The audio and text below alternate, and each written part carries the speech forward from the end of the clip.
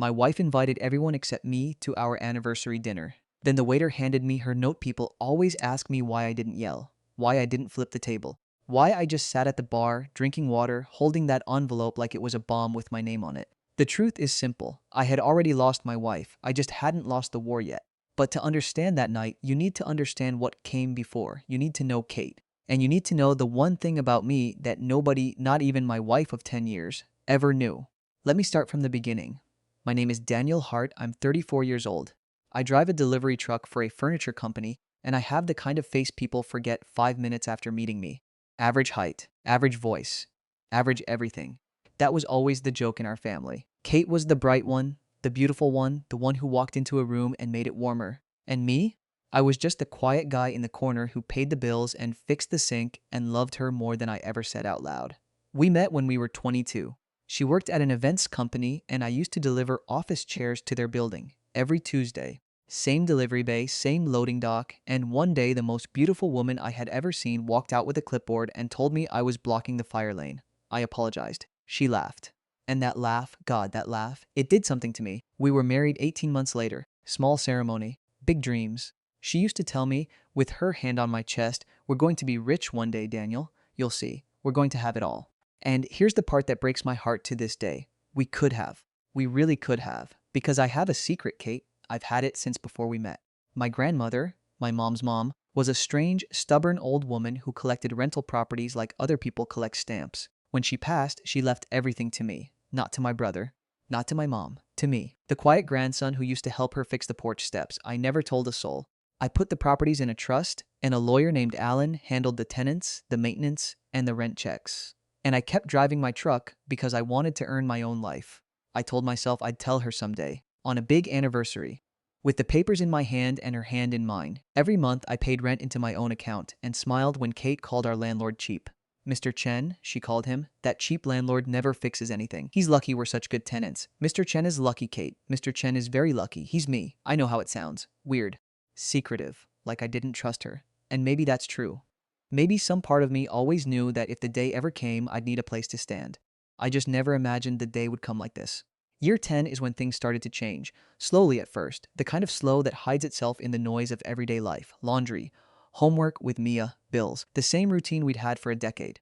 You don't notice the water getting cold if you're standing in it the whole time. The first thing I noticed was the phone.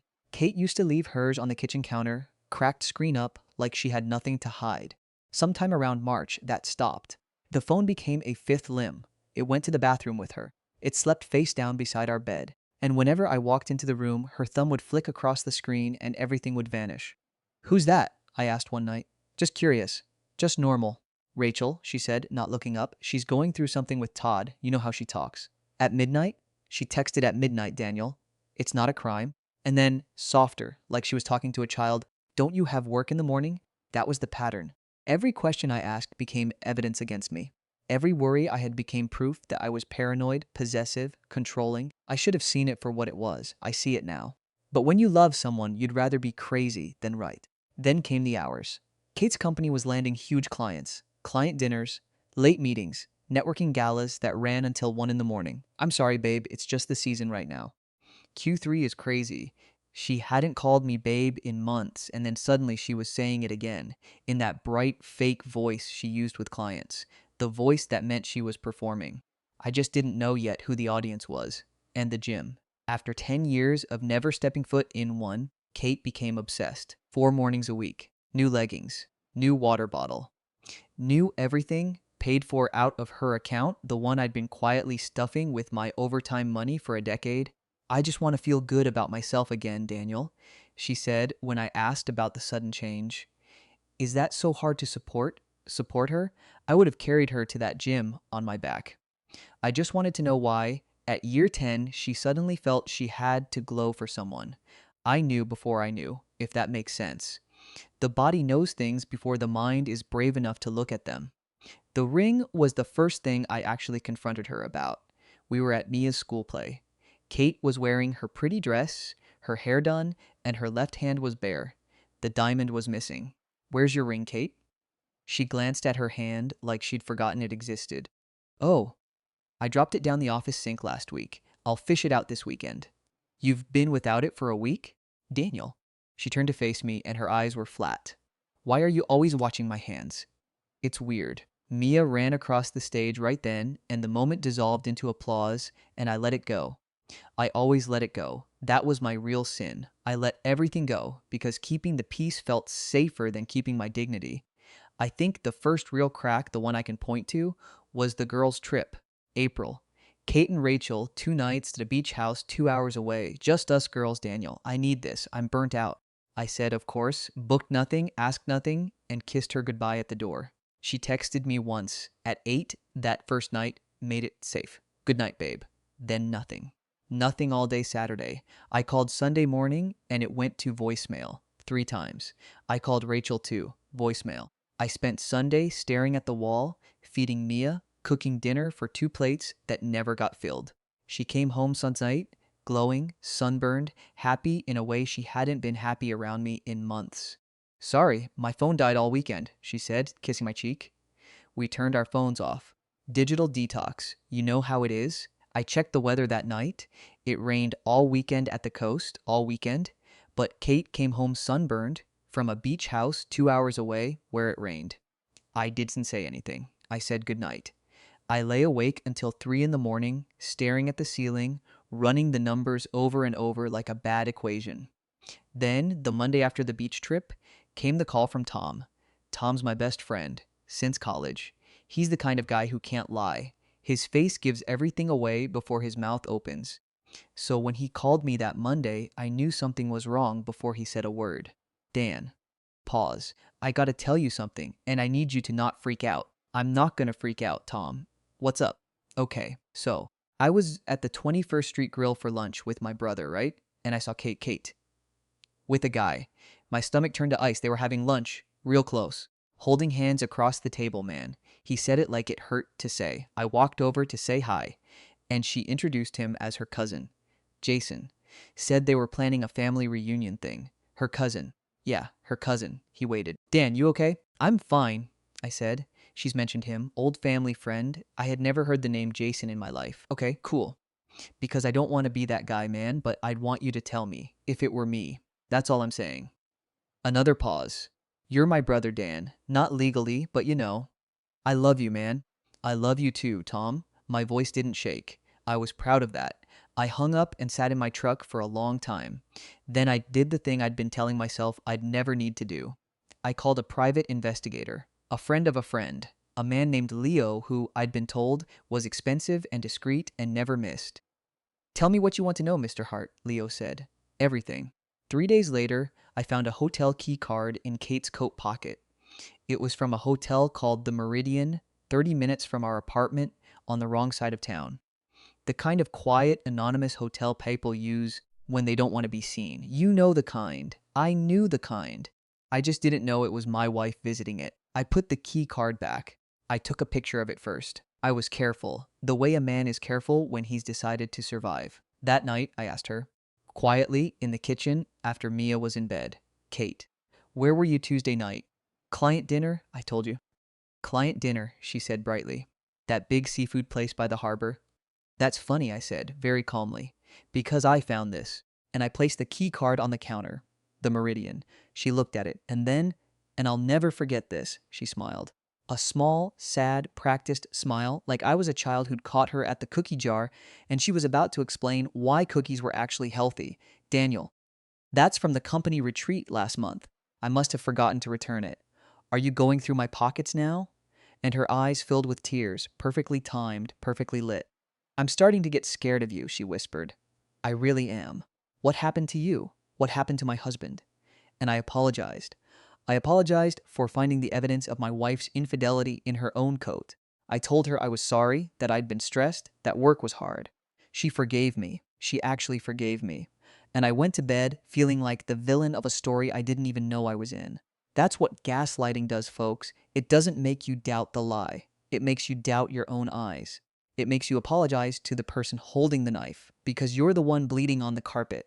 The enablers came next. They always do. Martha, Kate's mother, called me that same week. Daniel, sweetheart, I think you need to hear something from me. She used the sweetheart voice she only used when she was about to carve me up. Catherine tells me you've been suspicious, jealous. I told her, he's just insecure, honey, that's all. But Daniel, you need to stop.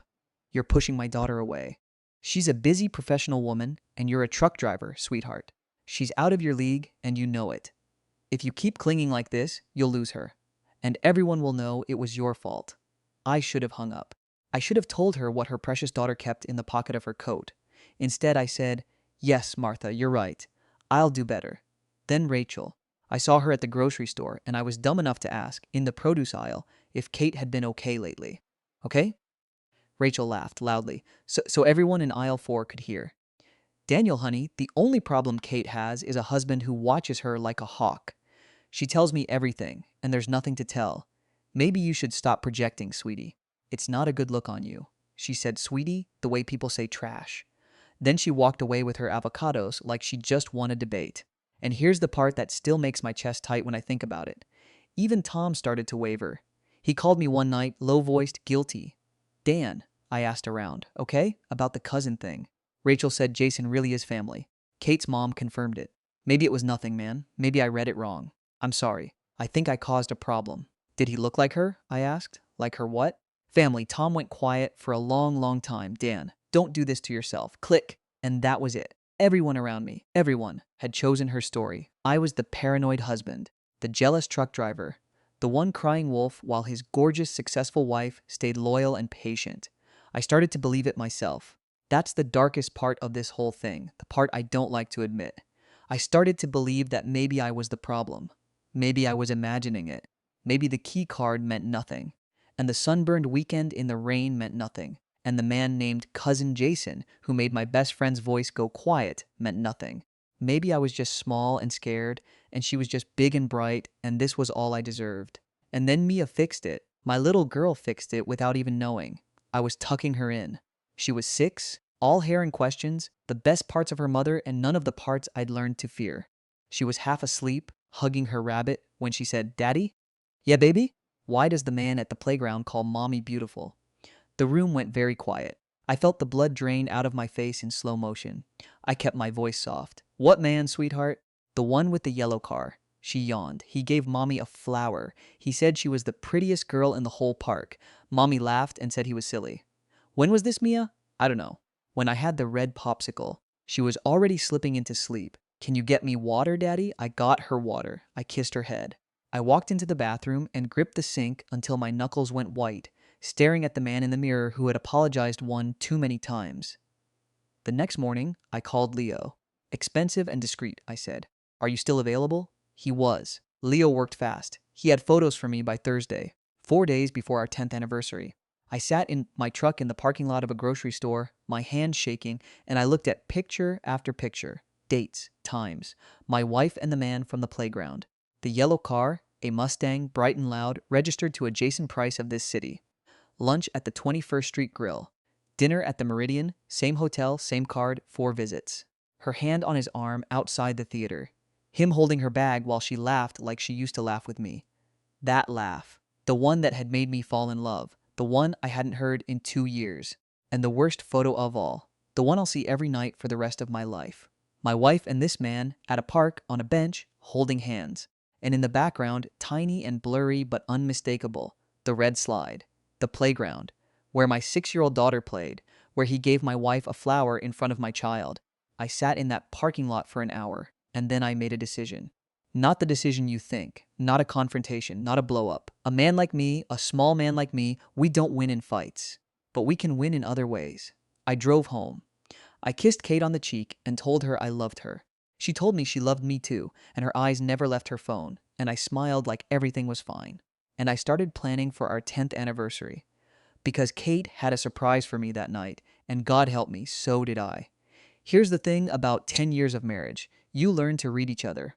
So when Kate came to me one evening, a whole 2 weeks before the date, which was already suspicious, with a secret smile and her hand on my chest, I knew something was coming. "Babe," she said, using the word she'd stopped using and only brought out for special occasions. "I've been planning something big for our anniversary, the best night of our lives. I want you to do nothing. I want you to just show up Friday at 6, okay? Wear the navy suit." "The navy suit," I repeated. "The navy suit," she said, and kissed my cheek. I'm taking care of everything. Cards, cars, flowers. You just show up and be handsome, and I'll handle the rest. That's what wives are for, right? She laughed at her own joke, and I laughed too. And we were both lying to each other through our teeth. Interesting, isn't it? For 2 weeks, I'd been planning to give her the deed, the building, the trust. Everything. I was going to lay my whole secret at her feet like a dog bringing a bone to the hand that beats it. I'd even wrapped it, a framed document, brown paper, a red bow, ready to prove to her that I wasn't small, that I wasn't nothing, that the quiet truck driver had been building a castle for her the whole time. Pathetic, right? The whole time she was handing her heart to Jason Price, I was putting mine in a gift box. Mia was going to stay with my mom that weekend, so we could have a romantic night. Kate hugged our daughter and told her, "Mommy and Daddy are going to have their special night, baby." And Mia hugged her neck and said, "Will the man with the yellow car be there?" The whole room went still. Kate laughed. "What man with a yellow car? Silly, come on. Grab your bag. Grandma's outside." I watched her face. Not a flicker, not a pause. She had gotten so good at it. Friday. Anniversary morning, I was up early. Nervous, stupid, hopeful, all of it, with the wrapped deed sitting on my dresser like a heart on a platter. Kate kissed me goodbye for work with extra warmth. 6 o'clock, navy suit, my love, my love. She said my love. I should have known then that she was rehearsing the biggest performance of her life. I spent the day in a daze. At 3, my brother Sam texted me a string of emojis. Then, "Bro, this place. How did you not tell me?" And a photo. I looked at the photo, and the world went out from under me. It was a private dining room, a long table, 20 place settings, candles, white flowers, balloons in gold and white, and a banner across the far wall, letters big enough to read in the photo, "Happy 10th anniversary, Kate." Not Kate and Daniel, just Kate. And there at the head of the table in a chair of its own, a framed photograph of my face, propped up like a shrine, like I was dead. Sam's next message, "Dude, why aren't you here? Kate told everyone you had a work thing. You never miss stuff like this. Where are you?" I stared at the photo of my own face on the table and understood, with a clarity that made me calm, exactly what was happening. My wife was throwing herself a going-away party, dressed up as my memorial. Everyone we knew was coming to watch her perform the role of the abandoned, heartbroken wife, the good wife, the wife who'd planned a beautiful anniversary dinner and been let down by her no-good husband who didn't even show up. She wasn't just leaving me. She was writing the story of our divorce in front of every witness she would ever need. And me? I was the punchline sitting at the head of the table in a frame. I called her. Voicemail. I texted, "Where are you?" 30 minutes later. "Getting ready, sees you at 6, don't be late," with a heart emoji. The heart that hadn't graced my phone in a year. I looked at the wrapped deed on my dresser. I looked at the photo of Sam's table. Then I put on the navy suit anyway. Why? I don't know. Pride, maybe. Curiosity. The same reason you lean closer to a wound. I put on the navy suit and I drove. I got there at 5:40. I parked across the street and watched the show from the cab of my truck.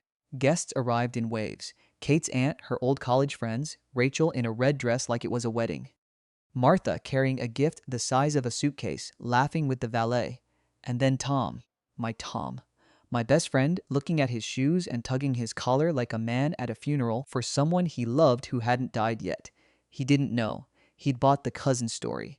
He'd come to honor a marriage I was watching die in slow motion, and then the yellow car, bright, loud. Jason Price stepped out in a charcoal suit, and my wife in a black dress I had never seen, a dress that cost more than my monthly salary, a dress for a night she'd called our anniversary, walked across the sidewalk into his arms and kissed his cheek. Not like family, never like family.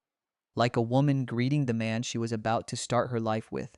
She took his arm. They went inside together. The door closed behind them. I sat in my truck for a long time with the engine off, listening to my own heartbeat, and then I did the thing that everyone in that room would have bet their lives I didn't have in me. I crossed the street, I opened the door, and I walked in. The hostess smiled at me. "Oh, you must be Mr. Hart." There was a pause, a tiny flicker of pity in her eyes, there and gone, but I saw it. "Your wife said you weren't feeling well. She left an envelope for you, in case you arrived." She slid a white envelope across the counter. My name on it, in Kate's handwriting. She said to give it to you privately. "I'm sorry. I'm just the one who hands things over." I took the envelope. Is there a seat at the bar? Of course, sir. So I sat at the bar, 20 feet from the party of my own life, and I ordered water. And I watched. I watched Rachel toast. I watched Martha hold court. I watched Jason put his hand on the back of Kate's chair like he'd done it 1,000 times. I watched my wife of 10 years lift her glass at dessert and say, loud enough for the room and for me, to my husband, who couldn't be here tonight. 10 years, everyone. 10 years. And she smiled a sad little smile, and everyone made sad little faces, and Rachel patted her hand. And then, like a switch, the sad smile was gone, and she was laughing. Bright and loud. The real laugh, the one she'd given me and taken back. The one she was giving him in front of the playground, in front of my daughter, in front of 20 people who would look me in the eye at my own funeral and say they never saw it coming. The waiter came over. A kid, maybe 19, nervous, holding a tray. Sir, sorry to bother you. The envelope from the hostess. He'd seen me not opening it. She, your wife, said to read it before you decide anything. Said you'd understand. I looked at the envelope in my hands. Then I opened it, right there at the bar, like a man opening his own autopsy results. The note was typed, not handwritten. Typed like she'd practiced the words until they stopped hurting her. Or like she wanted me to know this wasn't an impulse. I read it twice. Because the first time my brain refused the words. Daniel, you came. I knew you would. You were always so predictable. That's the problem, isn't it? 10 years of the same man, the same small dreams, the same quiet, boring life, and a wife who outgrew it. I'm not going to apologize, so don't wait for one. You want the truth? Here it is. His name is Jason. He makes me feel alive. He has a future. You have a truck. It's not complicated, and it hasn't been for a year. This isn't a request, Daniel. It's a notice. Monday morning, I'm filing for divorce. I'm taking Mia, and I will fight you for every single day of her childhood, and I will win. Because I have witnesses who will tell the court that you've been unstable, obsessed, paranoid. My mother, Rachel, even your own best friend, if I need him. Tom saw us and told you it was nothing, which makes him a great witness for me, doesn't it? And don't think you'll bleed me dry. You own nothing. The apartment is rented. The truck is leased. I know exactly what you have, and it's not enough to fight me over. Please don't make a scene tonight. I've planned this night for months, and you've already taken enough from me. Kay, I read it twice. Then I folded it, put it in my pocket, and I said out loud to no one in particular, okay. The bartender's head came up. Another water, sir? No, I said, I'm fine, and I sat there.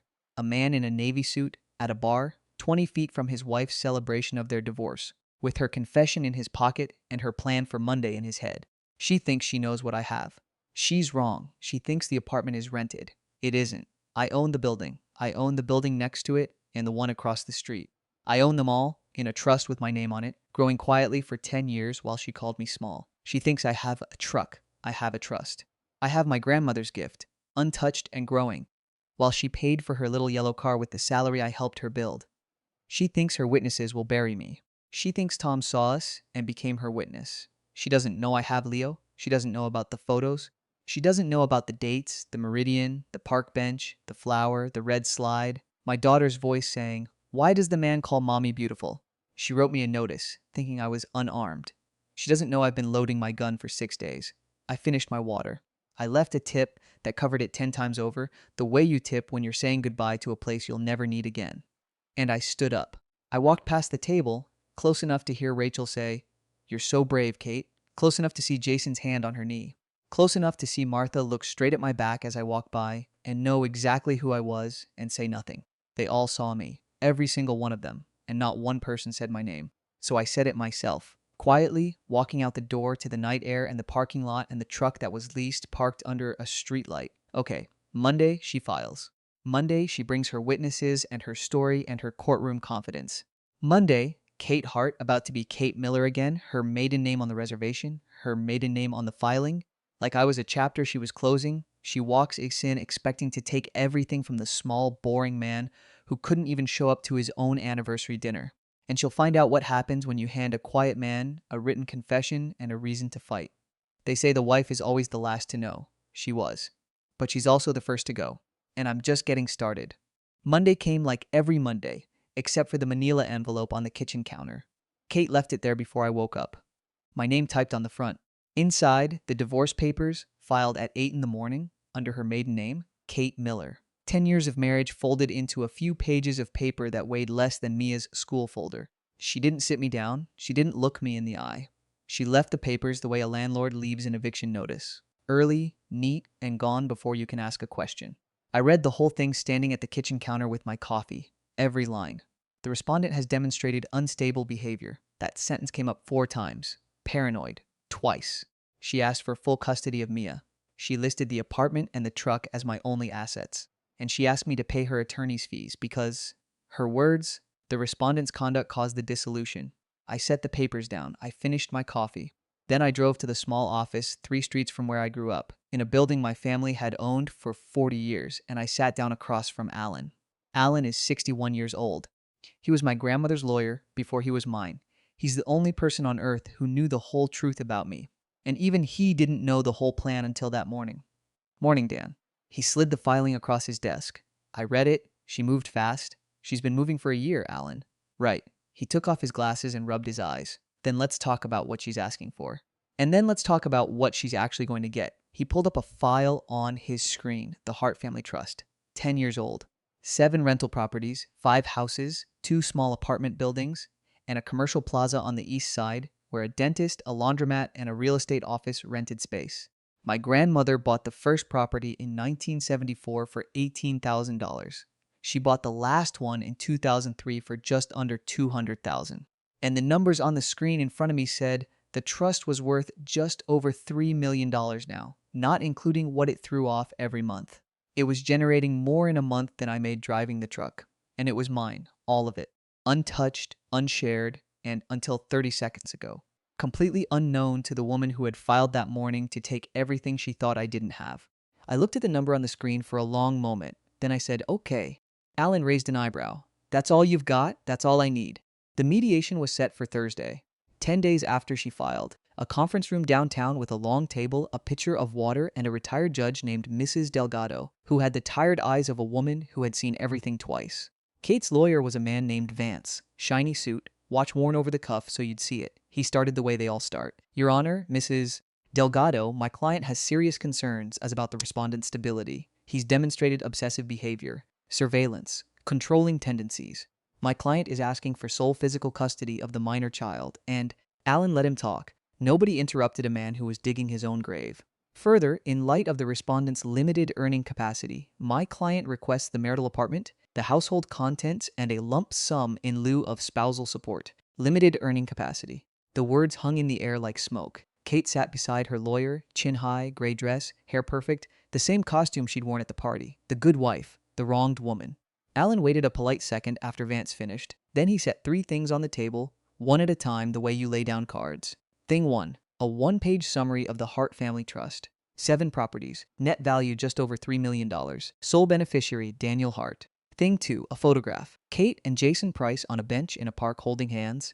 And in the background, out of focus but unmistakable, the red slide, Mia's playground. Thing 3, a copy of the letter, the typed one, the one the waiter handed me. Mrs. Delgado picked up the letter first. She read it slowly, the way you read a document you want to make sure you remember. Then she read it again. Vance, would you read this aloud for the record? Alan said. Your client wrote it. I see it, Vance said tightly. Read it. Vance's jaw worked, and then he read. In a flat voice like he was reading a weather report, he read my wife's words.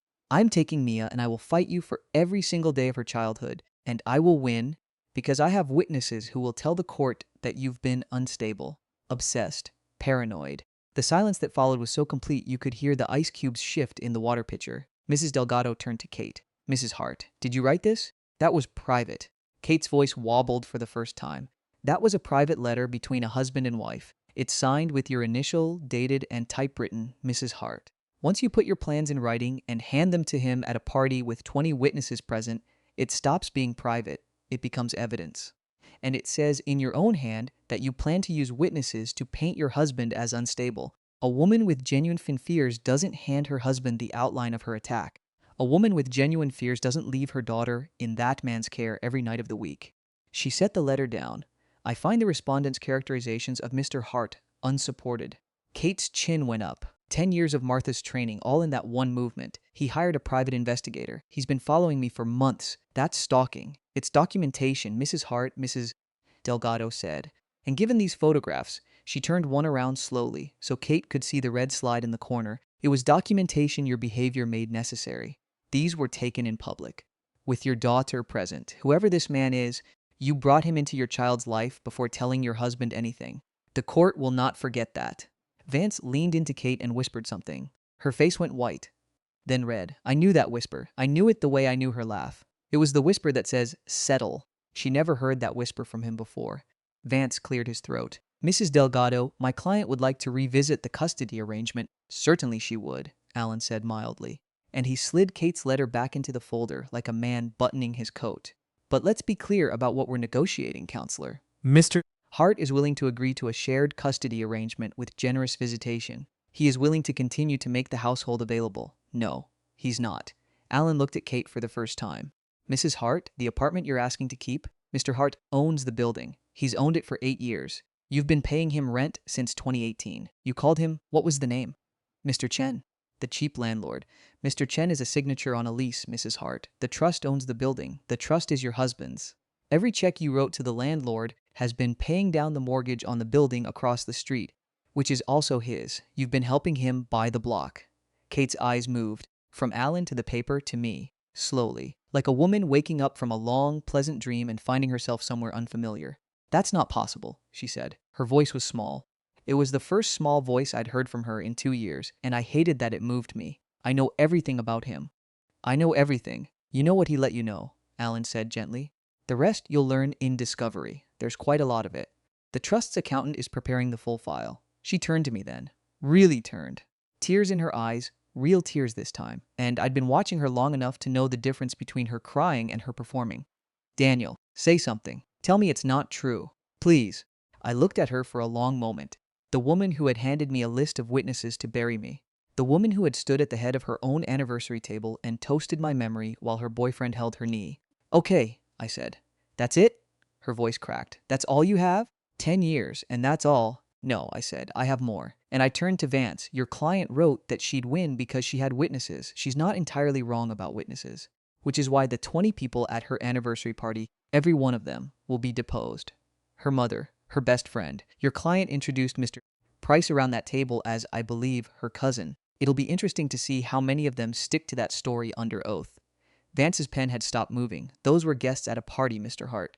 No, Mr. Vance. They were witnesses. And everyone lies differently under oath. I let that sit. That's what I learned this year. People lie the loudest when they have the most to hide, Mrs.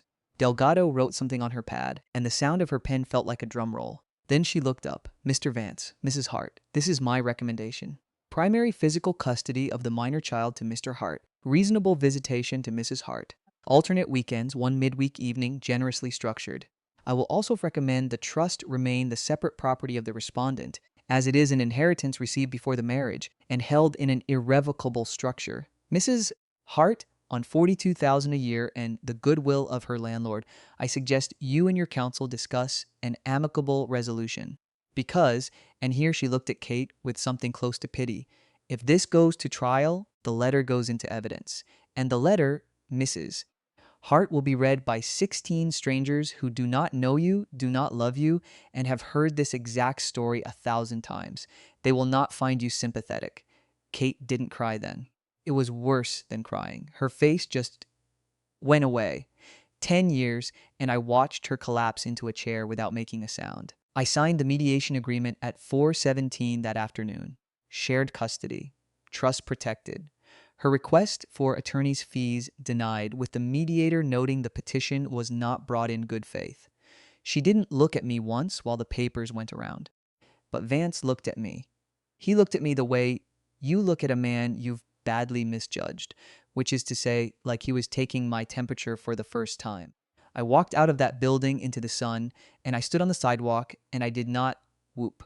I did not call anyone. I just stood there a minute and let the feeling come up slow. Not victory, just standing. After a year of drowning, it was enough to feel the ground. The phone calls started within a week.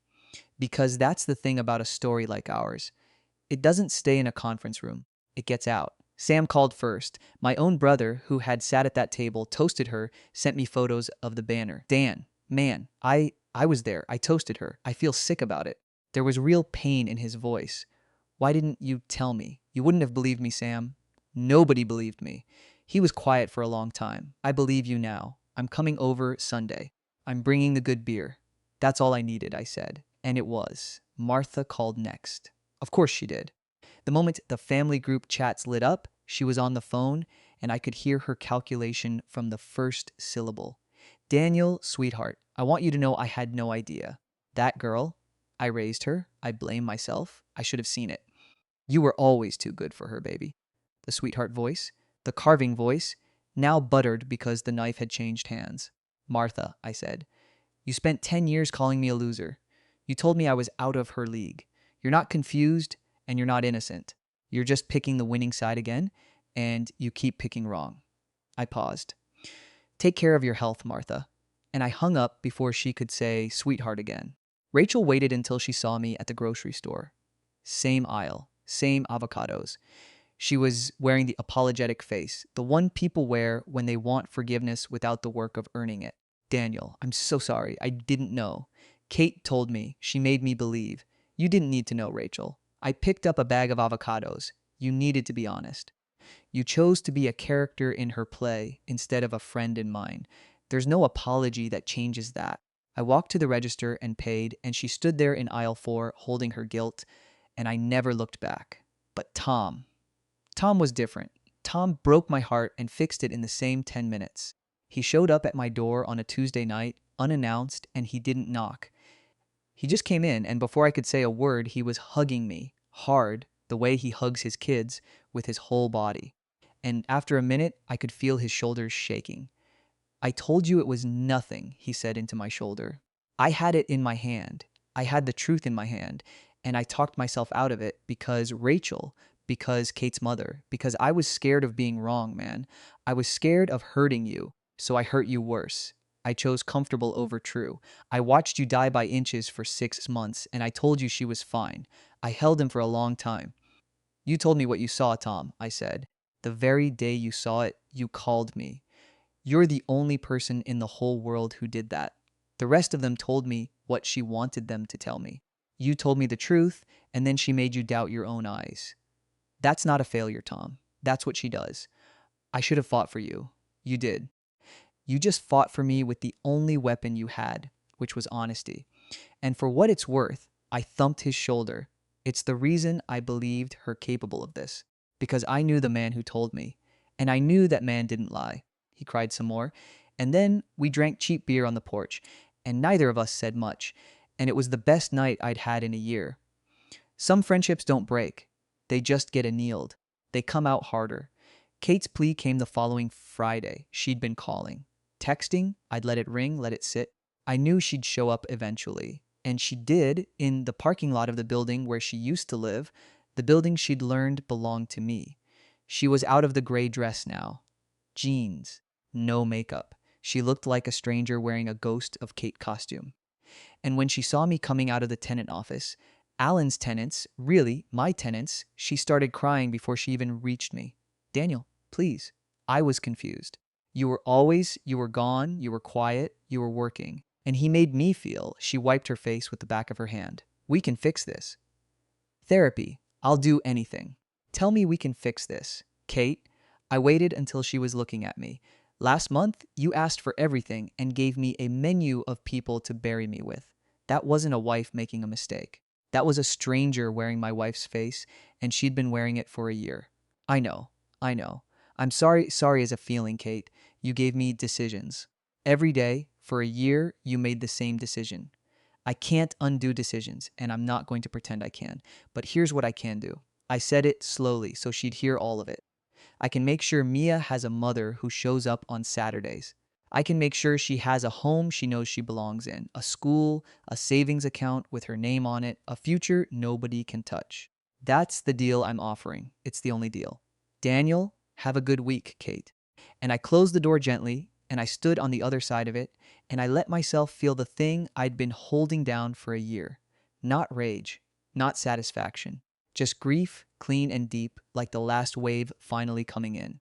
I let it pass through me, and then I washed my face and went to make Mia's dinner, because grief is a wave and a 6-year-old is a harbor, and I had somewhere to be. The rest came together quietly. The way good things do when you stop bleeding. The trust gave Price and Finch Properties 60 days notice at the plaza, Jason Price's little real estate office.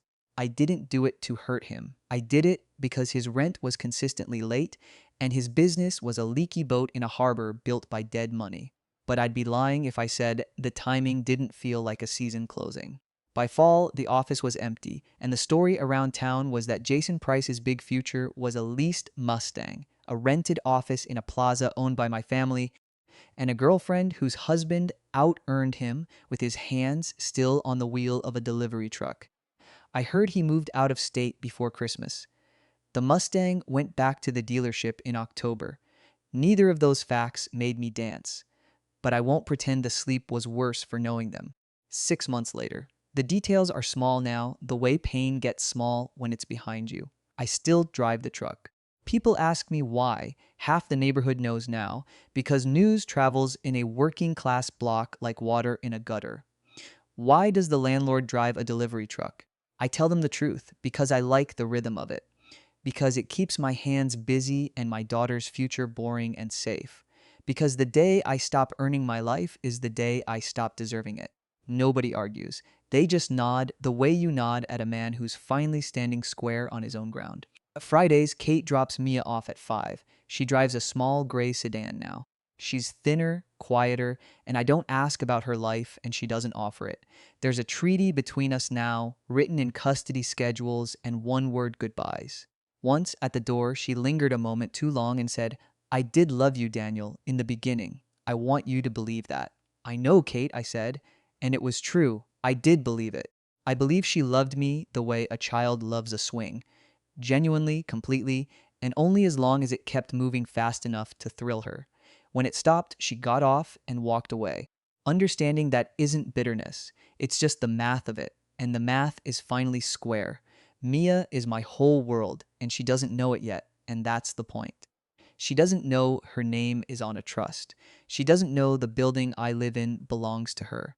She doesn't know that the quiet man who drives the truck and makes the pancakes has been stacking bricks around her future since before her mother left it. She just knows her dad shows up, and her room is yellow, and the man with the yellow car never came back. And she doesn't miss him because she never should have had to know him. One night not long ago, she was half asleep, hugging her rabbit, the same rabbit that broke this whole thing open. And she said, "Daddy? Yeah, baby? Why did mommy leave?" I looked at the ceiling for a second, the way you do when a 6-year-old hands you a question with no safe answer. "She didn't leave us, baby," I said. "She just found a different road. But I want you to know something, and I want you to keep it in your pocket forever. This house is yours.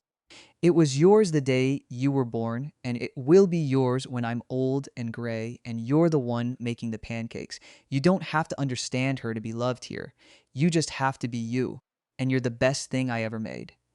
She thought about that for a while, the way children think about big things, with their whole foreheads. Then she yawned and said, "Okay, Daddy," and rolled over and went to sleep. I stood there a minute. And then I went to my dresser, to the box I'd moved from the old apartment, and I unwrapped the framed deed I'd put a red bow on for a woman who never wanted it. I looked at it. The same building, my grandmother's handwriting in the margin, the signature that had been quietly outlasting everyone.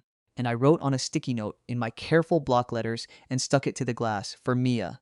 All of it, forever. I put it back in the box, and as I did, I said the word out loud to the empty room.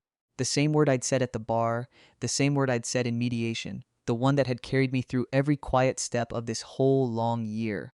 Okay, people still ask me why I didn't yell, why I didn't flip the table, why I sat at the bar in my Navy suit and drank water while my wife toasted my memory 20 feet away. I flip tables differently now, quietly, legally, in trust documents that have my daughter's name on them. The loudest person in the room is usually the one trying to convince himself. The quiet one is usually the one who already knows. Kate always said I was boring. She was right. I'm the boring one.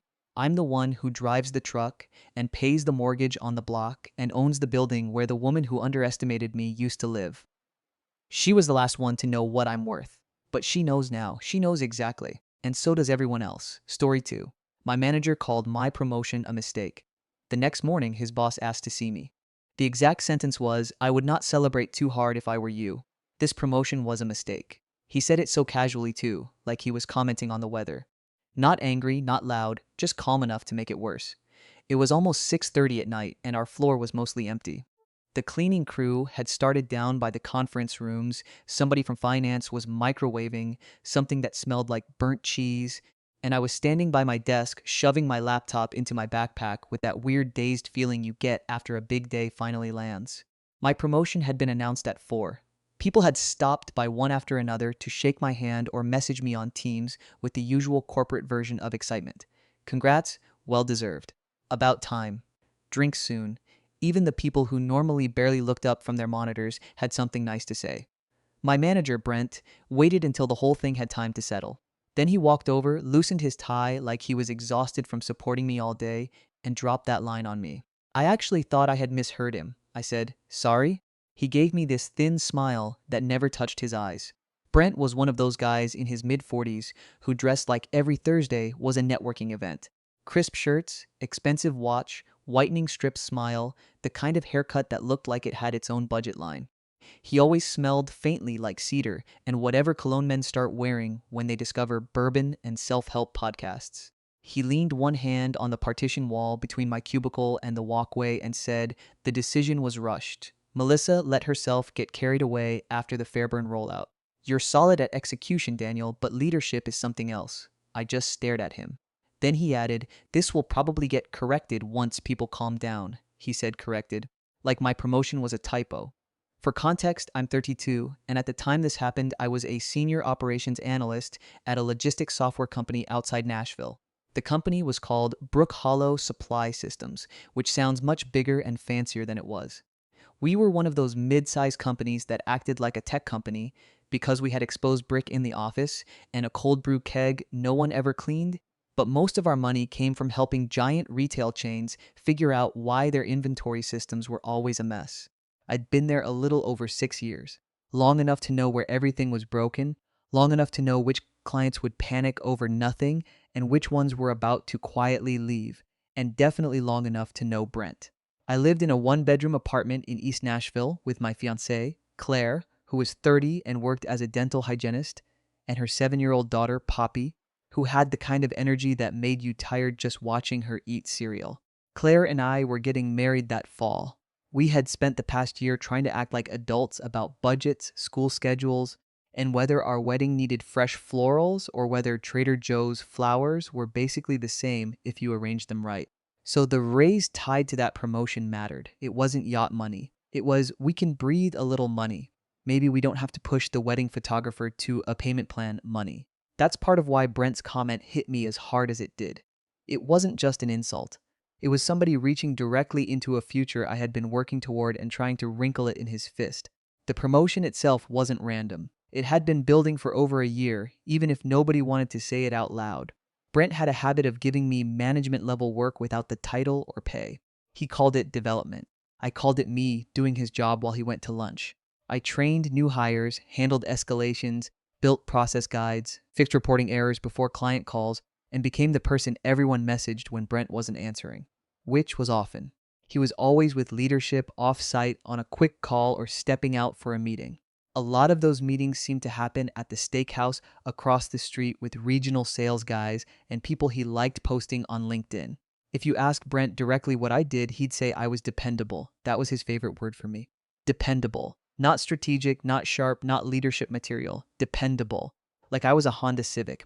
Meanwhile, his actual favorite was a guy named Kyle. Kyle was 27, wore quarter zips year-round, played in a Thursday night kickball league, and had somehow mastered the art of sounding confident while saying absolutely nothing. Brent loved him. Kyle laughed at Brent's jokes, went out drinking with him, and repeated Brent's opinions in meetings like they were scripture. For almost a year, everybody on the team assumed Kyle was being groomed for the next open lead role. The thing was, Kyle wasn't useless, he just wasn't good under pressure. He was great in meetings when everything was hypothetical. He fell apart the minute a client got angry or a deliverable changed at the last second. He would freeze, then start talking faster, then send me panicked messages asking if I could just take a look really quick. Half the time I ended up rewriting his work because Brent wanted the results to look clean. I tolerated it because that's what office people do when they are trying to be seen as mature. You tell yourself it's temporary. You tell yourself if you keep your head down, the right person will notice. You tell yourself not every unfair thing needs to become a fight. Then we had the Fairburn mess. Fairburn Home and Garden was one of our biggest regional clients, a chain with stores all over Georgia and Alabama. We'd been rolling out a new replenishment dashboard for them that was supposed to help forecast seasonal inventory. Brent had bragged about it for weeks because it was a flashy project with a big contract renewal attached. He wanted it to go well because his bonus was tied to retention numbers. 2 weeks before launch, the reporting logic started spitting out bad numbers. Not obviously bad, which would have been easier. It was the subtler kind of wrong that could sit in a dashboard and quietly make everyone look stupid. Garden hose sales were being grouped under patio furnitures in some districts, mulch was showing as negative movement in others, and the reorder suggestions were so off that one Georgia store looked like it was preparing for the apocalypse with tomato cages. I flagged it the first day I saw it. So did another analyst on my team named Zoe. Brent waved it off and said we were still in validation mode. Then he left for a long weekend in Scottsdale for his college roommate's golf trip. That Friday afternoon, Fairburn's operations director got on a call, pulled up the dashboard, and basically asked us if we had ever seen a garden center in our lives. Brent wasn't available. Of course. So I ended up on the phone with Melissa Hart, our department director, plus 2 people from engineering, plus Fairburn's team, trying to triage the whole thing in real time. Melissa was one of those women who somehow managed to be warm and terrifying at the same time. Early 40s, runner's posture, no wasted words, could shut down nonsense by just taking off her glasses and looking at you over them. She wasn't my direct boss. She was Brent's boss. We worked all weekend, not in a dramatic movie montage way, in a depressing office worker way where you sit at your kitchen table in sweatpants with your laptop open, eating stale pretzels and arguing over filter logic on Zoom while your fiance reminds your future stepdaughter that no, Daniel cannot come look at your Lego cat castle right now because Daniel is trying to save some stores in Georgia from ordering 6,000 bags of potting soil. I found the main issue around midnight Saturday. A category mapping rule had been copied from an older client template and never fully updated. One of the engineers fixed the logic, but then there were 3 downstream exceptions nobody had documented, which meant the whole dashboard needed a manual scrub before Monday. So I did that too. Zoe helped. Another analyst named Marcus took the late shift Sunday night. Brent kept replying to updates with things like appreciate the team leaning in here, which is corporate code for I'm not touching this but would love to be included in the credit. On Monday morning, Melissa led the recovery call with Fairburn. She specifically said Daniel and Zoe found the source issue and got the revised model stabilized overnight. I still remember that because Brent jumped in half a second later and said, yes, our team did a nice job correcting course. Our team, of course. Even with that, I figured it would just become another one of those stories people forgot 3 days later. But Melissa didn't forget. Over the next month, she started pulling me into meetings Brent normally would have attended alone. She asked me direct questions about workflows, staffing, and pain points. She wanted to know why our escalation process depended so much on 1 or 2 people staying late. She wanted examples. I gave them. Apparently, while I was busy trying not to sound bitter, other people had already been talking too. Zoe had concerns, Marcus had concerns, someone in client success had concerns. Brent's name kept coming up in exactly the way you do not want your name coming up if you are a manager. Inconsistent, political, protective of favorites, absent during pressure points, generous with blame, stingy with praise. About 6 weeks after Fairburn, Melissa asked if I had any interest in applying for a newly created team lead role. It would sit between analyst and manager, technically reporting to Brent for now, but with more responsibility over process, mentoring, and high-priority client issues. I said yes before she finished the sentence. She smiled a little and said, I thought so. I found out later Brent had recommended Kyle. That didn't stop me from getting the role. It probably helped that Melissa already knew who had actually been doing half the work. It also probably helped that one of the client directors had emailed her directly after the Fairburn recovery and specifically thanked me by name. Still, nothing in corporate America happens cleanly. There were interviews, competency forms, a weird panel conversation where someone from HR asked how I handle conflict, and I had to resist saying poorly internally while making a spreadsheet. Then there was silence for almost 2 weeks. The announcement finally came on a Thursday afternoon. Subject line, organizational update, operations team. I remember my stomach flipping when I saw my own name in the first paragraph. Melissa announced that I was being promoted to operations team lead effective immediately. Slack lit up. My phone buzzed in my pocket with texts from Claire and my sister Jenna because I had sent them both a screenshot like I was 13. Jenna responded with, "Finally. Maybe now you can afford to stop buying beer that tastes like pennies." Claire sent back about 12 heart emojis and a screenshot of a wedding budget spreadsheet with the cell for Panic Reserve renamed to Daniel got promoted. People stopped by my desk all afternoon. Zoe gave me a hug. Marcus thumped me on the shoulder hard enough to count as workplace assault. Even Kyle, to his credit, came over and said, "Congrats, man." He looked annoyed, but not nearly as annoyed as Brent. Brent did the fake professional smile in the all-hands meeting. He even said Daniel's consistency and client-first mindset made him a natural choice. If you only saw him there, you'd think he was proud. Then almost everyone left. That's when he came over and told me it was a mistake. After he said it, I laughed once, not because it was funny, but because sometimes your body makes choices you wouldn't make on purpose. I said, "Okay." That seemed to irritate him more than if I'd argued. He straightened up and lowered his voice even further. "I'm trying to give you useful advice. Don't overplay your hand here. Melissa likes rescue stories. That doesn't make you management material," I said. "You announced it to the entire department 4 hours ago." He shrugged. "And if it were up to me, I wouldn't have." Then he walked away and grabbed his leather bag off his chair like he had just done me a favor. I wish I had some brilliant comeback. I wish I told him to go to hell or said something devastating and composed. I didn't. I sat there until my screen went dark from inactivity and stared at my own reflection in it like an idiot. Zoe was still there, packing up at the row across from mine. She looked over and immediately said, "What was that?" Apparently my face had gone white. I told her quietly what he'd said. She just blinked. Then she said, "Are you kidding?" I shook my head. She muttered, "Wow," in the flat tone people use when they're already filing something away for later. I got in my car and drove home in total silence. No music, no podcast, nothing. I just replayed the conversation over and over. By the time I pulled into our apartment lot, I had managed to convince myself of about 6 different terrible possibilities. Maybe Brent was bluffing. Maybe he wasn't. Maybe he knew something. Maybe Melissa would reverse it. Maybe I'd somehow misread the whole situation and everyone had just been nice to my face. Claire opened the door before I could use my key because Poppy had been watching for me out the blinds. Poppy came running up in mismatched pajamas and shouted, "Mom said promotion means ice cream." Claire took one look at my face and her smile disappeared. Poppy, thankfully, got distracted by our neighbor's dog in the hallway and sprinted away to wave at it, so Claire pulled me into the kitchen and said, "What happened?" I told her. Claire has one of those faces that doesn't hide anything, and I watched her go from confusion to disbelief to the specific kind of anger reserved for men in office buildings who think they invented reality. She said, "Document it." I said it was verbal. Document it anyway, so I did. I sat at our little kitchen counter under the bad yellow light and wrote down the time, place, exact wording, and the fact that Zoe had been nearby. Claire poured me a bourbon even though it was a weeknight and kept saying, "What a loser," under her breath while she packed Poppy's lunch for school. I didn't sleep much. Every time I started drifting off, I'd remember Brent saying corrected. The next morning was Friday, and I got to the office early because I figured if something terrible was coming, I'd rather be there before other people were around to watch it happen. It was one of those humid Tennessee mornings where your shirt starts sticking to your back between the parking garage and the lobby. I bought a burnt coffee from the kiosk downstairs, rode the elevator up to the 4th floor, and tried to act normal. At 8:17, before I'd even opened my inbox, Melissa's assistant appeared at my cubicle. "Hey, Daniel," she said. "Tom wants to see you when you have a second." I actually felt cold all over. Tom Reynolds was Melissa's boss, our VP of operations. He did not casually ask to see analysts. He barely casually asked to see directors.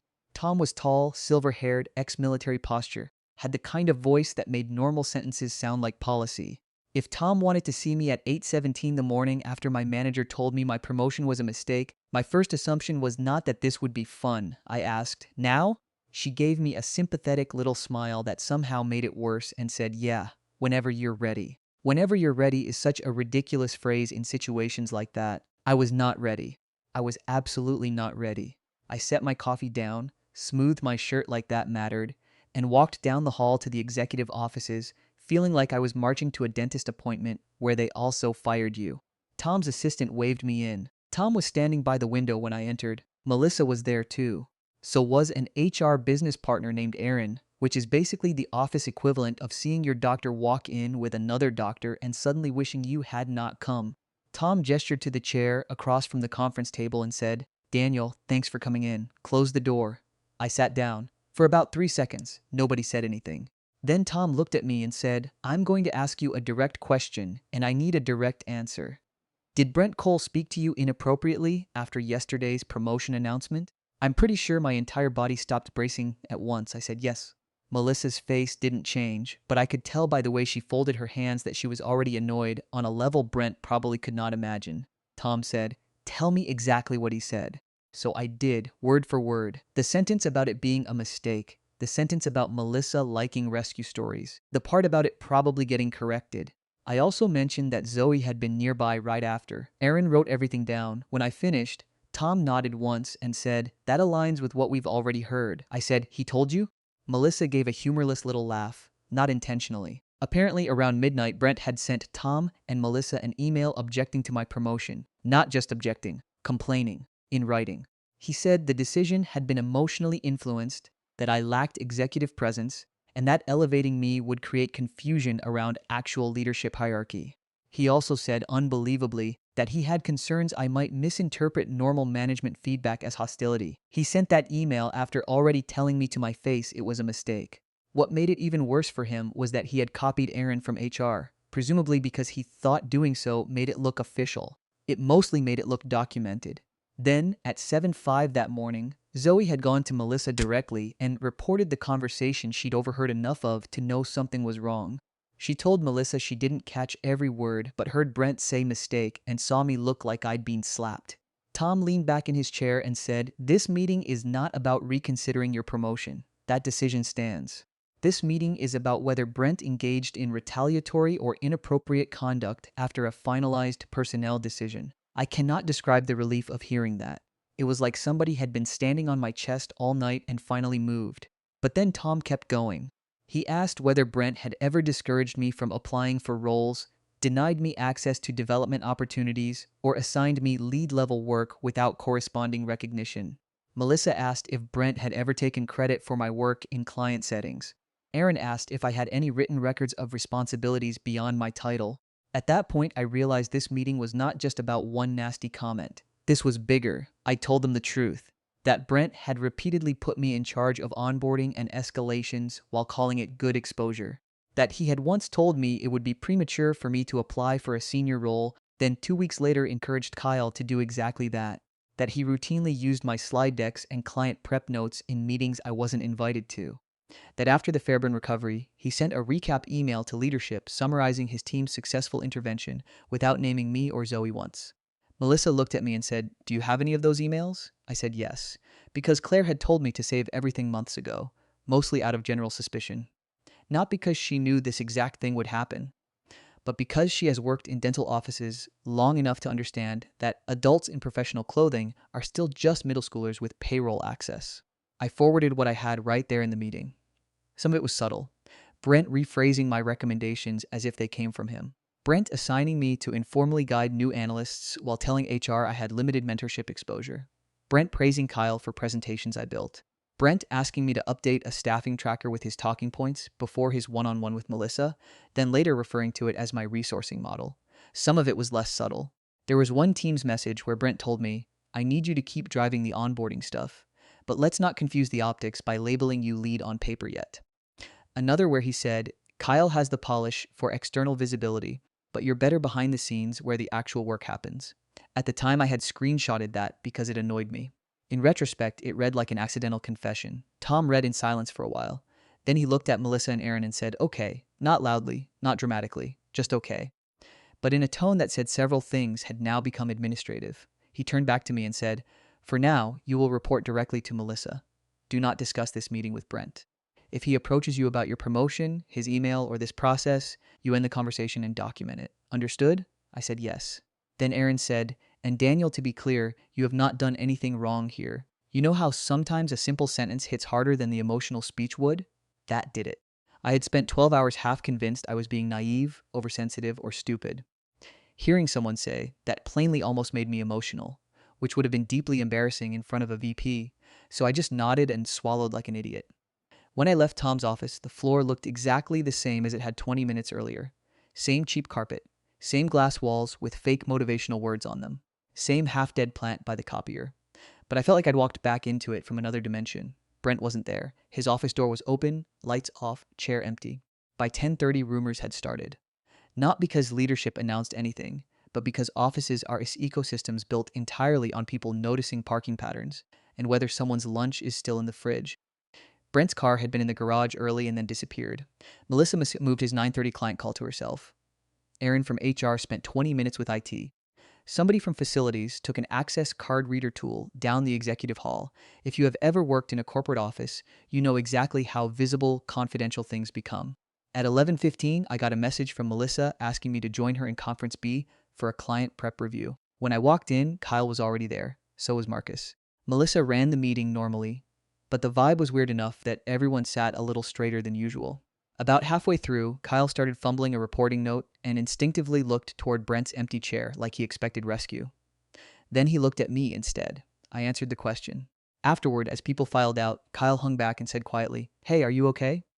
I almost laughed at the absurdity of him asking, considering we had spent a year in silent competition he never openly acknowledged. I said, "I'm fine." He nodded like he knew I was lying but didn't want details. Then he said, "For what it's worth, I knew you were doing most of the heavy lifting on Fairburn." That wasn't exactly an apology, but it was closer than I expected. By the end of the day, Brent still hadn't come back. Melissa told the team he was out on leave and that reporting questions should route through her until further notice. Nobody asked follow-up questions because nobody in an office ever asks the direct question when the indirect version is so much more fun to discuss in the break room. When I got home that night, Claire was sitting cross-legged on the couch with her laptop open, and Poppy asleep against her shoulder after apparently refusing dinner unless it was dinosaur-shaped chicken nuggets. Claire looked up and said, "Well?" I told her everything. Halfway through, she just stared at me and said, "He emailed that in writing?" I said yes. She leaned back and laughed so hard she had to put one hand over her mouth not to wake Poppy. "I need men like that to understand that email is forever," she whispered. I laughed too, finally, because it had been such a bizarrely awful and then bizarrely satisfying day. But the thing about workplace investigations is that they don't wrap up neatly overnight. The next 2 weeks were some of the strangest of my career. Melissa had me move to one of the interior offices Brent used to use for one-on-ones, supposedly because my new role required more privacy for calls. That was technically true. It also felt a little like being given a seat at the adults' table while the kitchen was still on fire. I spent my days doing my actual work while also periodically forwarding more documentation to Aaron. Not dramatic stuff, mostly patterns, emails, Slack messages, project notes. Examples of Brent excluding me from meetings about projects I was leading, then asking me later for detailed recaps he could present upward. Instances where he gave Kyle visibility and gave me labor. Comments that had seemed small at the time, but piled into something uglier when you looked at them together. Other people were being interviewed too. I found that out in fragments. Marcus got pulled into HR for 40 minutes and came back with the expression of a man who had been asked to describe a gas leak he'd spent years pretending not to smell. Zoe messaged me one evening and said they asked if Brent ever retaliated when people challenged him. I said yes. A client success manager named Elena, who sat on another floor, stopped by my office to ask about a dashboard and then quietly said, "If this is about Brent," I told them what happened on the Carson Foods account last year. She didn't explain further, but I remembered the account. Brent had missed 2 prep calls, then blamed Elena when the client complained. What I didn't expect was for Kyle to become part of it. About a week into Brent's leave, Kyle asked if I wanted to grab coffee downstairs. We had never once voluntarily gotten coffee together, so I knew this wasn't social. We sat at one of the little metal tables by the lobby windows with watery iced coffees and the kind of fake casual posture people do when they're about to say something they don't want overheard. Kyle said, "I should probably tell you something before they hear it from somebody else." That's never a comforting sentence. He rubbed the back of his neck and looked out toward the parking lot before speaking again. "Brent told me a while back that you didn't really want management, that you were good where you were and got overwhelmed when things turned political." I said, "What?" Kyle winced. "Yeah, he made it sound like he'd talk to you about it. He never did." Kyle nodded. "I know that now." Then he told me something that actually made a bunch of the past year click into place. Brent had been telling Kyle for months that I preferred staying technical and that I wasn't built for leadership visibility because I had a tendency to take feedback personally. Meanwhile, he told me Kyle was getting stretch opportunities because he was more naturally client facing. He had basically been feeding each of us different stories to manage our expectations and keep us in separate lanes. Classic manager trick. Keep people too confused and mildly insecure to compare notes. Kyle looked miserable while admitting it, which made me dislike him slightly less. He said, "I'm not saying I handled it well. I should ask more questions. But I honestly thought you didn't want the role." I told him the truth. I wanted the role so badly I was starting to resent my own life. He laughed once at that, then got serious again. I told HR Brent said you were not leadership polished, which honestly sounded weird even when he said it. That phrase again, polished, executive presence, optics, corporate code for whatever bias the speaker doesn't want to define too clearly. For me, some of it was class stuff, I think. I didn't come from the same world Brent did. My dad had worked 30 years in a machine shop in Clarksville. My mom was a receptionist at a physical therapy office. I was the first person in my family to have an office job where people said words like bandwidth and alignment with straight faces. I didn't golf. I didn't talk about ski trips. I didn't have opinions about Napa. I packed leftovers. I drove a 6-year-old Accord. I wore decent clothes, but not the kind that looked expensive from across the room. Brent always acted like I was competent, but somehow not quite finished, like I needed sanding and varnish before I could be displayed. The funny part was that none of our clients cared about any of that. They cared whether you called them back, fixed the problem, and didn't lie to them when something broke. Around the same time, another piece of the puzzle surfaced. Melissa called me into her office on a Tuesday afternoon and closed the door. She had a printed copy of one of my old performance reviews in front of her. She said, "Did Brent ever share the full version of your 2025 review with you?" I said, "Yes," during our one-on-one. She slid the paper across the desk. "This isn't the version in the system. The one in the system had a lower leadership competency rating than the one Brent had shown me on screen during the review meeting. Not massively lower, just enough to matter. Enough to affect succession planning notes and promotion readiness tags." I looked at her and said, "You're kidding." Melissa shook her head. "The comments are also different. In the version filed formally, Brent had added language about me being more effective as an individual contributor than as a cross-functional influencer, which is the kind of sentence that sounds neutral until you realize it is career poison. I remembered that review meeting clearly because Brent had been weirdly upbeat in it. He told me I was tracking well and needed a bit more visibility. He never said he was downgrading anything. He never said he was filing different language than what he showed me live. Melissa said, "I'm telling you because if this becomes relevant in a broader review, I want you to know we found it." At that point, I didn't even know what emotion to land on. Anger, obviously. But there was also this gross feeling of retrospective embarrassment. All those months I'd spent trying to decode mixed signals from someone who was actively engineering the confusion. The department changed quickly once Brent was out of the loop. It was almost unnerving how much cleaner everything ran. Morning meetings started on time and ended on time. Escalations got assigned clearly. Melissa delegated based on workload instead of friendship. Zoe got pulled into a client strategy meeting Brent would never have included her in. Marcus finally got approval for a workflow automation tool he had been requesting for nearly a year. Kyle stopped hovering around leadership offices and started actually preparing better. And me? I got busier in a way that felt honest, not used, not strung along, just busy because it was actually my job now. One Thursday, about 2.5 weeks after the promotion announcement, Tom stopped by my office door on his way back from another meeting. He said, "Settling in?" I said, "Trying to." He nodded toward the staffing charts pinned on my wall and said, "Good. Keep building structure. We should have done this sooner." Then he paused, like he was deciding how much to say. "Brent won't be returning," he said. That was it. No dramatic speech, no details. Just a plain sentence in the middle of a workday. I said, "Okay." Tom gave me a look that was not quite kind, but close enough. "You handled yourself well." Then he kept walking. An hour later, Melissa gathered our team in one of the conference rooms and announced that Brent had left the company and that the operations group would be restructured under new leadership. She said it in the polished corporate way meant to prevent questions. People nodded like solemn little mannequins. Then, the second she dismissed us, the entire office turned into a silent fireworks display of private reactions. Marcus raised his eyebrows at me so hard they almost left his face. Zoe texted me from 2 chairs away. Well, well, well. Kyle stared into the middle distance like he was recalculating his entire personality. Later that afternoon, Brent came in with someone from HR and someone from IT to collect his things.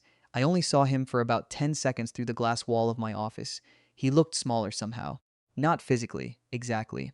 More like the version of himself he'd spent years projecting had been switched off and he didn't know where to put his hands. He didn't look at me.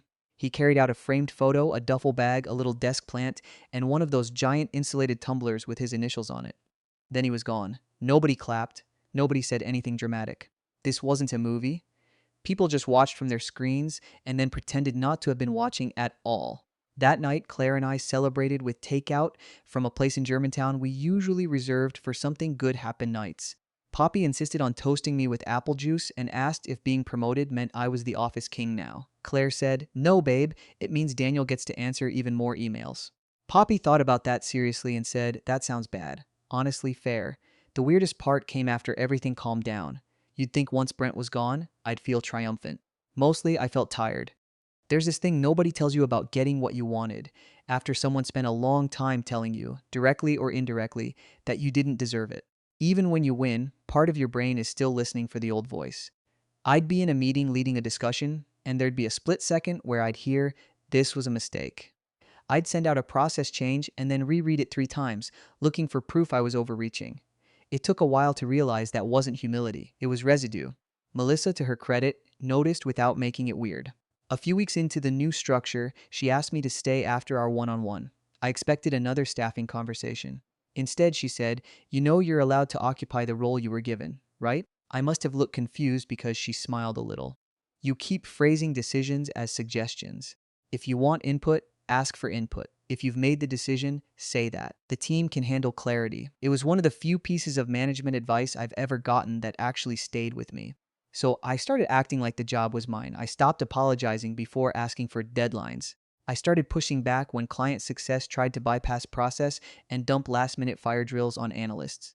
I got Zoe formally assigned as lead on a reporting standardization project she had basically invented in her spare time. I sat Kyle down and gave him direct feedback on prep quality, and to his credit, he took it.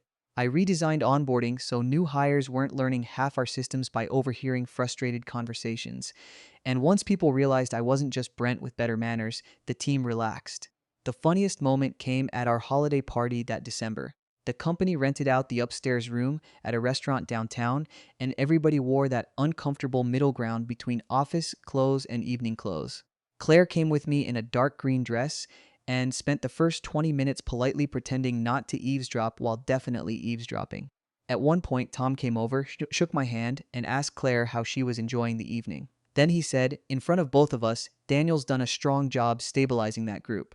Claire smiled and said, "I know. I hear all the glamorous details about dashboard failures and staffing matrices over dinner." Tom actually laughed. After he walked away, Claire leaned toward me and whispered, "If that Brent guy could see this, he'd combust." I said, "He's probably at some other restaurant describing himself as an entrepreneur." She nearly choked on her drink laughing. I did end up learning a few extra details about Brent's exit, mostly from the kind of sources that are never official but are usually directionally accurate. He hadn't just gotten in trouble for the comment to me. The email, the altered review, the pattern of assigning responsibilities unevenly. Apparently, there were also expense questions and some concerns about how he represented client meeting attendance when calculating his own performance metrics. I never got full confirmation on that, and honestly, by then I didn't care that much. The core problem was already obvious. He'd spent so long curating the image of leadership that he forgot leadership leaves paperwork. A couple months after everything happened, Kyle and I ended up stuck at the office late preparing for a quarterly review deck. Around 8 o'clock, he spun in his chair and said, "Can I admit something kind of embarrassing?" I said, "Sure." He said, "When you got promoted, I was really pissed." I said, "I know." He laughed. Yeah, fair. But it wasn't even just because I wanted the role. It was because Brent made it seem like if you moved up, there wouldn't be room for me. Like someone had to be the guy with visibility. I nodded. He did the same thing from the other direction. Kyle sat there for a second, then said, "That's such a gross way to manage people." "Yeah," I said, "it is." We worked the rest of the night with music playing quietly from somebody's laptop and didn't really talk about Brent again. Claire and I got married that October in Asheville. Small ceremony, nice weather, the kind of wedding where people said it felt very us, which I think mostly meant we kept it under control and there was decent bourbon. My dad cried harder than anybody expected. Poppy threw flower petals like she had a personal grudge against the aisle. During the reception, Jenna gave a toast and said, "To Daniel, who finally got the title he was already doing, and, more importantly, now has a wife too smart to let him get screwed over at work."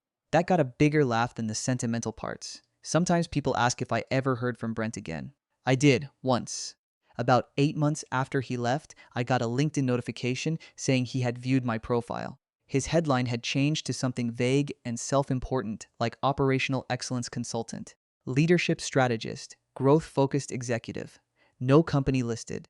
No mutual post explaining a transition. Just vibes and buzzwords. A week after that, he sent me a message. It said, "Daniel, hope you're well. I've been reflecting on last year and wanted to say there may have been moments where my communication style didn't land as intended. Wishing you continued success." That was the whole thing. Not an apology. Not really. Just the corporate version of stepping near responsibility without touching it. I showed Claire and she said, "Oh wow, he's still allergic to a direct sentence." I never responded. At work, the role kept growing. Melissa eventually got promoted, and by then I was stable enough in the lead position that when a manager opening came up, nobody treated it like a surprise this time. I had visibility, sure, but I also had something better than visibility. I had a team that trusted me enough to tell me when something was broken before it became a problem. I had documentation. I had people comparing notes instead of quietly absorbing nonsense. It turns out operations gets a lot easier when nobody is spending all day protecting one man's ego. I still think about that first sentence sometimes, mostly because of how hard he meant it to land. This promotion was a mistake. At the time, it felt like he was handing down a verdict.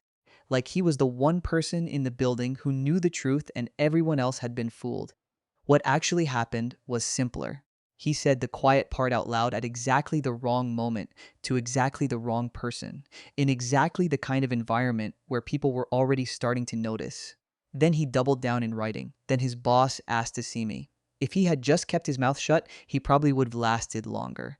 Maybe another year, maybe more. He could have smiled through it, taken credit where he could, and waited for some other reorg to move the pieces around again. But ego makes people sloppy, especially when they're used to being the one defining reality. My favorite tiny detail in all of this is still what happened the Monday after Brent officially left. Facilities came by and repainted his office because the company was shifting space assignments. They moved my stuff in there later that week. Same room, same window, same built-in cabinet where he used to keep emergency protein bars and a backup tie. The first time I sat down behind that desk, I noticed somebody had forgotten to remove a little label maker sticker from the bottom drawer. It just said Cole in all caps. I peeled it off with my thumbnail, crumpled it, and dropped it in the trash. Then I opened my laptop and got back to work. Story 3. My mother told me to sell my childhood home. Then I found her name in the old documents. I never thought I'd be standing in the middle of my childhood living room, clutching a stack of yellowed papers that smelled like mothballs and regret. The house was quiet except for the groan of old pipes and the distant hum of traffic. My mother had called me 3 days ago, her voice crisp and businesslike as if she were discussing a grocery list. "Sell the house, Maya. It's just a burden now. We need the money." She made it sound simple, practical. Like I hadn't spent every summer here tracing the cracks in the wallpaper with my fingers while she was off on another one of her business trips. Like I hadn't hidden under the stairs during the divorce when she screamed at my father that he was a failure, and he just stood there, silent, taking it like he deserved it. The house was never just a house to me. It was the only place that felt like mine. So I came. I flew across the country, left my cramped city apartment and my exhausting corporate job, and told myself I'd make a decision after seeing it one last time. But when I walked in and saw the dust motes dancing in the thin afternoon light, I felt something shift. Guilt, maybe. Or grief. I wasn't sure. I started in the attic because that's where all the secrets go to die. Among the Christmas ornaments and old textbooks, I found a dusty cardboard box with my father's handwriting on it, property files. I almost didn't open it, but I did. Inside were documents, deeds, tax records, handwritten letters from a lawyer, and then I saw it. A deed from 1992, the year before I was born, with my mother's maiden name, Evelyn Harris, signed right next to my father's. But she'd always told me she had nothing to do with this house. She said it was my father's vanity project, a money pit he'd bought against her wishes. She made him out to be a fool for buying it, and I believed her. But here it was, her name, her signature, her ownership. My hands started shaking. I flipped through more papers, my heart pounding so loud I could hear it in my ears, and then I found something else. A letter from 1995 addressed to my mother from a legal firm in the next state over. It was about a lien, a massive one. The house had been used as collateral for a loan she'd taken out, a loan she'd never paid back. She'd been hiding this from me for 30 years. The house wasn't just a burden, it was a trap, and she wanted me to sell it to get herself out of a debt she created. I sat on the dusty floor and stared at the letter, my mind racing. Why did she lie? Why did she make my father out to be the villain? I thought about all the times she called him irresponsible, all the times she complained about his reckless spending. And now I realized she was projecting. The shame was hers, the secrets were hers, but she was still my mother. I loved her. I thought I knew her. That's when I heard the front door creak open downstairs. Maya, are you here? Her voice floated up, warm and familiar, but now it felt like a knife. I stuffed the papers back into the box, my hands trembling. I couldn't let her see what I found. Not yet. I needed time to process, to figure out what to do. I took a deep breath and walked down the stairs, forcing a smile I didn't feel. Hey, Mom, I'm just looking around. You should have called. I would have picked you up. She waved her hand, her signature bracelet glinting.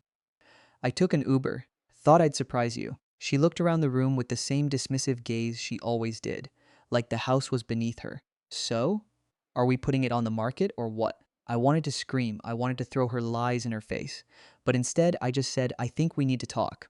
Her smile faltered for just a second, a crack in the armor. Then she laughed. About what, sweetheart? It's just a house. But it wasn't. And now I had proof.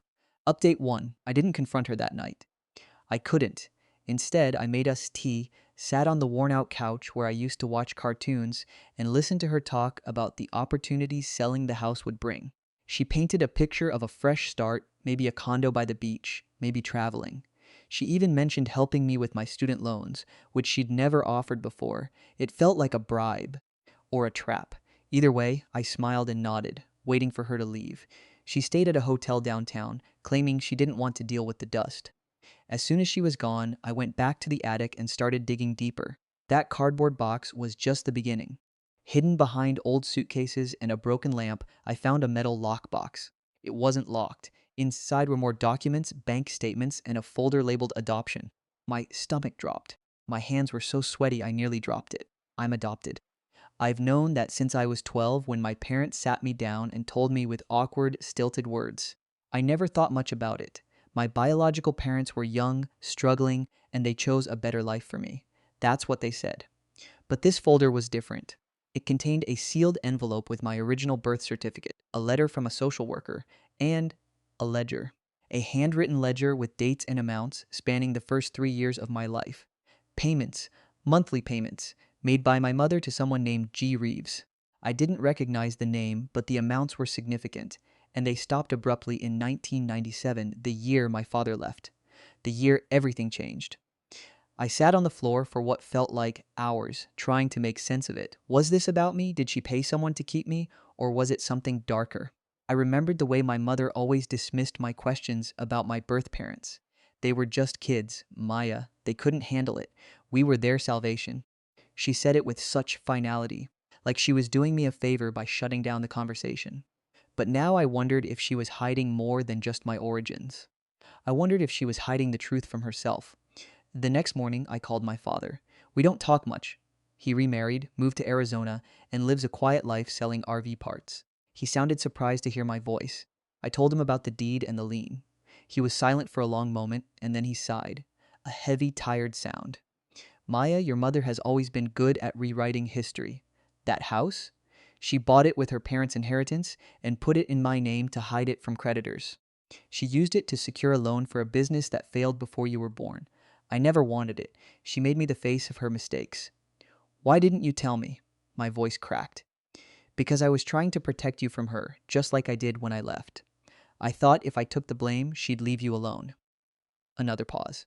But I guess she never stopped using you, did she? I felt the world tilt. The house, the money, the lies, it was all connected. And somewhere in the middle of it was me, the adopted daughter she'd used as a shield and maybe something more. I looked down at the adoption folder and made a decision. I needed to find G. Reeves. I needed to know what my mother paid for and if it was me. But when I tried to Google the name, nothing came up. No social media, no records, just a dead end. So I did the only thing I could think of. I waited until my mother came back to the house later that day, and I set the folder on the kitchen table right next to her purse. She walked in, saw it, and froze. Where did you get that? Her voice was sharp, panicked. Does it matter? I said. Tell me about G. Reeves. Tell me why you paid them for 3 years right after you adopted me. She opened her mouth, and for the first time in my life, I saw her speechless. The mask slipped, and I knew I was about to uncover something that would change everything. Update 2. She didn't answer me right away. Instead, she walked over to the kitchen window, her back to me, and stood there for what felt like an eternity. The afternoon sun cast long shadows across the floor, and I could see her hands gripping the edge of the counter, knuckles white. When she finally spoke, her voice was barely a whisper. Gee, Reeves was your biological grandmother. I felt the air leave my lungs. My grandmother. I had a grandmother, and my mother had been paying her. I sat down, the chair scraping against the old linoleum because my legs wouldn't hold me anymore. Her name was Gloria Reeves, my mother continued, still not turning around. She was your mother's mother. She didn't want to give you up. She fought it, but she was old, sick, and broke. Your birth mother, my sister, was addicted to drugs and had abandoned you at a hospital when you were 3 months old. Gloria couldn't afford to raise you, so she came to me. She asked me to take you. My brain was short-circuiting. My birth mother was her sister? That meant I was her niece. I'd been adopted by my own aunt, and she'd paid my grandmother to stay silent. Why did you pay her? I managed to choke out. Because she kept trying to contact you, my mother said, finally turning to face me. Her eyes were wet. She wanted to see you, to tell you the truth. I told her if she wanted you to have a stable life, she needed to stay away. But she wouldn't stop sending letters, showing up at your school. I had to buy her silence. It was the only way to protect you from the chaos. Protect me? I stood up, anger bubbling in my chest. You lied to me my entire life. You told me my birth parents were strangers who gave me up because they were young and irresponsible. But they were family, and you pushed them away. You kept me from knowing my own blood. She was unstable. Maya, my sister, overdosed when you were 5. Gloria died alone in a nursing home 10 years ago. I was trying to give you a clean slate, a normal life. I knew what that family was like, and I didn't want you to grow up in it. I wanted to believe her. Part of me understood. She'd had a terrible sister, a troubled mother, and she tried to save me from that. But the other part of me, the part that had spent years feeling like a puzzle piece that didn't quite fit, felt nothing but fury and betrayal. Then why the house? I asked. Why the lien? Why are you pushing me to sell it now? She sighed and walked toward the table, sitting down heavily as if the weight of decades had finally caught up with her. The lien was from a business I started with my sister. It failed, and I used the house to cover the debt. Your father agreed to let me put it in his name so I could escape the consequences. I've been paying it off slowly, but the final payment is due in 3 weeks. If I don't pay it, I lose everything. My savings, my retirement, everything. The house is worth enough to cover it and then some. So you'd sacrifice the one thing that holds my memories, my childhood, everything my father left me, just to save your own skin? I'm not sacrificing anything, she said, her voice rising. You were never going to live here again. It's just a building, Maya. It's not your family. It's not your history. Your history was me. I stared at her, and for the first time, I saw how deeply broken she was. She'd built her entire life on control, on lies, half-truths, and careful manipulation, and now the walls were crumbling. Later that night, I lay awake in my old bedroom, staring at the glow-in-the-dark stars I'd stuck to the ceiling as a kid. I thought about Gloria Reeves, a grandmother I never met, and a birth mother I'd never known. And then I thought about the house, the actual physical structure, and what it meant to me. It wasn't just wood and plaster. It was proof that I existed, that I had roots, even if they were tangled and painful. The next morning, I called a lawyer. I told him everything. And he told me something that made my blood run cold. Because the house had been legally transferred to my father before the divorce, and he'd left it to me in his will, my mother had no legal claim to it, unless she could prove she'd contributed financially to its upkeep. And she couldn't. The deed, the signed document from 1992, was a fraud. She'd forged my father's name on it to secure the loan. One phone call, one signature. That's all it would take to expose her. But exposing her meant destroying her. And despite everything, she was still the only mother I'd ever known. I walked downstairs, found her in the kitchen again, and said the words I never thought I'd say: I'm not selling the house. And I'm going to tell the truth, all of it. It's time for you to face what you've done. Her face went pale. She opened her mouth, but nothing came out. For once, she had no words. Final update. She stood there, frozen for what felt like an eternity. Then something in her cracked. She slumped into a chair, her shoulders shaking, and for the first time in my life, I watched my mother cry. Not the controlled, strategic tears she used to get her way, but ugly, raw sobs that seemed to come from somewhere deep and wounded. I didn't move to comfort her. I couldn't. I know I've made mistakes, she whispered between sobs, but I did what I thought was right. I was young and scared, and I thought if I could just control everything, I could protect you from the mess I came from. I didn't want you to end up like her, like my sister, like my mother. I wanted to feel pity, but all I felt was exhaustion. I sat across from her, my hands folded on the table, and I said, I'm going to hire a genealogist. I want to find out if I have any other living relatives. I want to know where I come from, even if it's painful. And I want you to tell me the truth from now on. No more secrets, no more half-truths. She nodded, wiping her face with a napkin. I can't stop you. But Maya, I'm telling you, there's nothing good waiting for you out there. My family was broken. They'll only disappoint you like they disappointed me. Maybe, I said, but that's my choice to make. Over the next few weeks, I stayed in the house. I cleaned it, repaired the creaky stairs, and painted the living room a warm sage green, a color my mother would have hated. I hired a genealogist, and he found records of a cousin in Oregon, a great aunt in Florida, and even a half-sister from my birth mother's other relationship. I reached out to them, cautiously, one by one. They didn't all respond, but the ones who did were kind, curious, and just as eager to connect as I was. Meanwhile, I told my mother she had 3 options: come clean to the lawyer, repay the loan herself using her own assets, or face legal consequences. She fought me at first, calling me ungrateful, entitled, cruel. She tried to guilt me, threaten me, even offered to cut me out of her will. I told her I didn't care about her money. I just wanted honesty. It took her 2 weeks, but she finally confessed. She went to the lawyer with me and admitted she'd forged my father's signature in 1992, using the house as collateral for a loan that was meant to save her sister's failing business. The loan went unpaid, and she'd been hiding it ever since. The lawyer was shocked. He'd been handling our family's legal matters for decades and had never suspected. He helped us restructure the debt using her retirement funds, and we agreed to sell a portion of the land attached to the house, a few acres of unused woodland, to cover the remaining balance. The house stayed in my name. It was no longer a burden, it was a sanctuary. I decided to rent it out to a young family who needed a fresh start, and I kept one room for myself, a space I could visit whenever I needed to feel grounded. I also started therapy, both alone and with my mother. It's been slow, and some sessions are harder than others, but we're talking, really talking, not the surface level conversations we used to have. Last week, I met my half-sister, a woman named Rachel who lives in Portland. We spent the afternoon at a coffee shop, swapping stories and comparing baby photos. She told me our birth mother was funny, chaotic, and deeply loved. And she showed me letters our mother had written before she died, full of regret and hope for me. I cried reading them. For the first time, I felt connected to a past I never knew. I called my father to tell him everything. He listened quietly and then said, I'm proud of you, Maya. You broke the cycle. That's not easy. And he was right. I didn't just find my mother's name in those old documents. I found the truth about her, about me, and about the tangled web of love and lies that shaped my family. It wasn't the fairy tale I wanted, but it was real and it was mine. The house is still standing. The walls no longer hide secrets. They hold stories. And for the first time in my life, I'm not afraid to look in the mirror and see who I really am. Story 4. My son told me to leave his Christmas dinner. In front of his wife, his daughter, and 9 guests. He didn't whisper it. He said it loud enough for the whole table to hear. Mom, you need to leave. You're ruining the night. I'm 71 years old. I've cooked 90 Christmases. I've been a widow for 16 years. And my son told me to leave the table of the house I own. Not his house, mine. Every brick of it mine. He just forgot who the roof belonged to. So I left. I put my coat on. I took my casserole dish back, the one nobody touched, and I walked out into the cold with my dignity folded in my hands like a napkin. And on Monday morning, I went to my lawyer and I changed one name on the deed. That night, I found out my son assumed the house was already his. This is the story of how the quietest part of the family took the loudest stand. And it didn't start at Christmas. It started a long, long time before. My name is Ruth Calloway. I'm 71 years old, and I've lived on Maple Street for 46 years.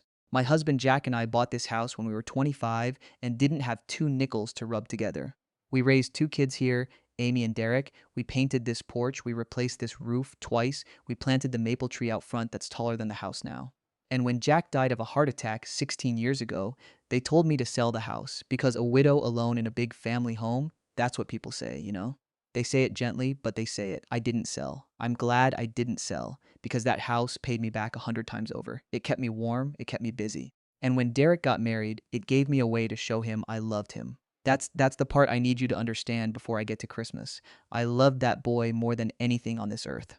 Jack and I waited 4 years for him after Amy. He was our surprise, our late blessing. Derek was the baby of the family, and he was treated like it. By everyone. I spoiled him. I'll admit it.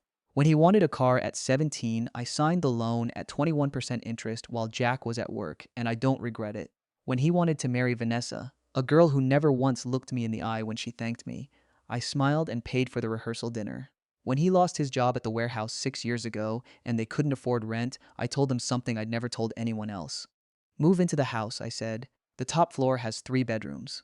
I'll take the in-law apartment over the garage. It's small, but it's cozy, and it's got its own door. Family takes care of family. Jack and I had added that apartment in 2003, thinking Amy might want it someday. It's a little studio. 1 room, a kitchenette, a bathroom. The radiator knocks all winter, and the windows whistle.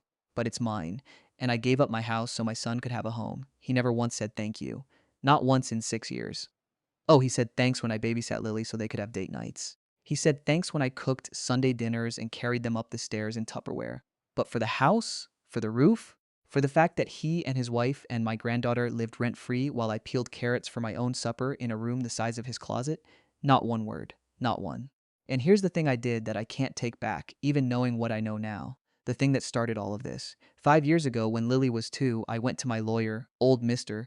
Calloway, no relation, just the same name on the shingle my husband picked because it looked trustworthy. And I had him add Derek's name to the deed. Joint tenants with rights of survivorship, which is a fancy way of saying the house passes to him when I go, no lawyers, no taxes, no fuss. I did it because I loved him. I did it because I wanted him to feel secure. I did it because Jack would have wanted it. I put my son's name on the deed to my house, and it was like handing a dog a steak. He stopped asking. He stopped pretending. He stopped being my son and started being my landlord. That's the part that sneaks up on you. When you give someone something big, they don't get kinder, they get bigger. And you get smaller. The red flags started small, the small ones always do. I'm not a fool, I'm 71, I've seen people, I've seen people's children, and I've seen children who act like they're doing their parents a favor by remembering they exist. First, it was dinner. Derek used to have me up to the main house twice a week, then once. Then Mom, Vanessa is tired. Then Mom, can you just bring the food down and we'll eat up here? So I'd stand in the kitchen of the house I own, plating food for a family that wouldn't eat with me. And they'd eat in the living room, watching TV. And I'd wash my one dish and walk back out to my little apartment in the cold. Then it was the visits getting shorter. Derek started timing me. I don't know how else to say it. He'd check his watch when I came in, and he'd check it again when I left, and the gap between them got smaller and smaller. Mom, we've got a thing at 4. Mom, Lily has homework. Mom, are you feeling okay? You look tired. Maybe you should rest more. That one was my favorite. Him telling me to rest more while he lived in my house, like I was the guest wearing out my welcome. Vanessa was worse. Vanessa is the kind of woman who smiles with her mouth and never with her eyes. She calls me Ruth, just Ruth, like I'm her coworker. She stopped setting a place for me at their table 2 years ago, just stopped like it had never existed. And the first time I noticed, she said, "Oh, I thought you preferred eating in your little place. It's cozier, isn't it? My little place. My little place." I built that little place with my husband and his brother in 2003, hauling drywall and swearing at the same studs.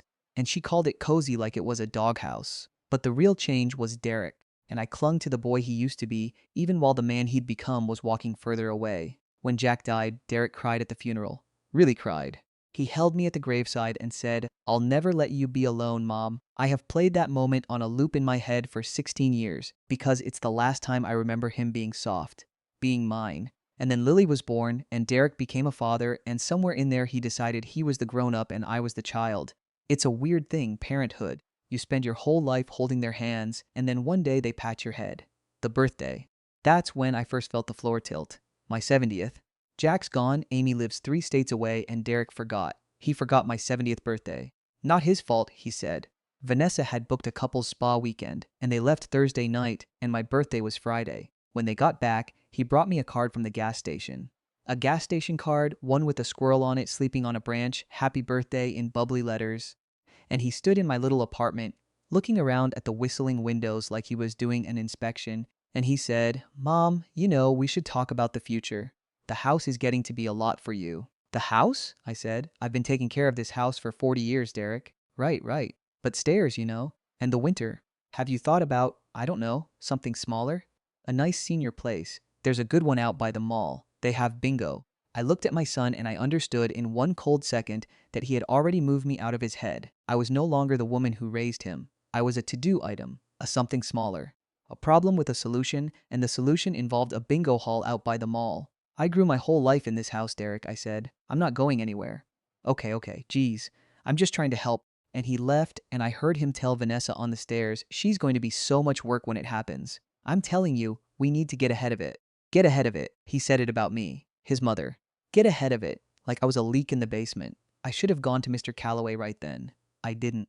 Because the next week, Lily made me a macaroni necklace, and she wore it for 4 days straight, and she told me I was her best friend in the whole world, and I thought, families are messy. You hold on. You hold on because holding on is what mothers do. Christmas is when it all came apart. Christmas is when I finally opened my hand. We've always done Christmas at the house, at my house. Since Jack died, I've hosted, I cook the turkey, I make the stuffing, I hang the lights, and the family comes to me. 16 years. 16 Christmases in the house I own, with my own 2 hands.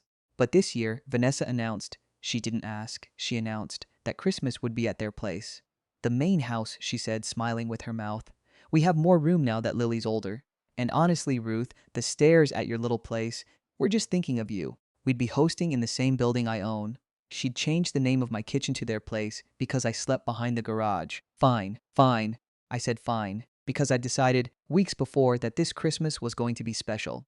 I had a surprise. I'd been planning it since October, saving for it, wrapping it in my mind 100 times. I'd ordered a sign. You know the kind, the engraved wooden sign families hang by the door.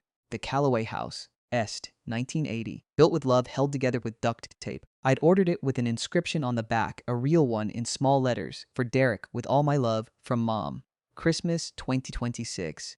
Because I decided that even after the birthday and the spa weekend and the gas station squirrel, I was still going to give him the gift that mattered.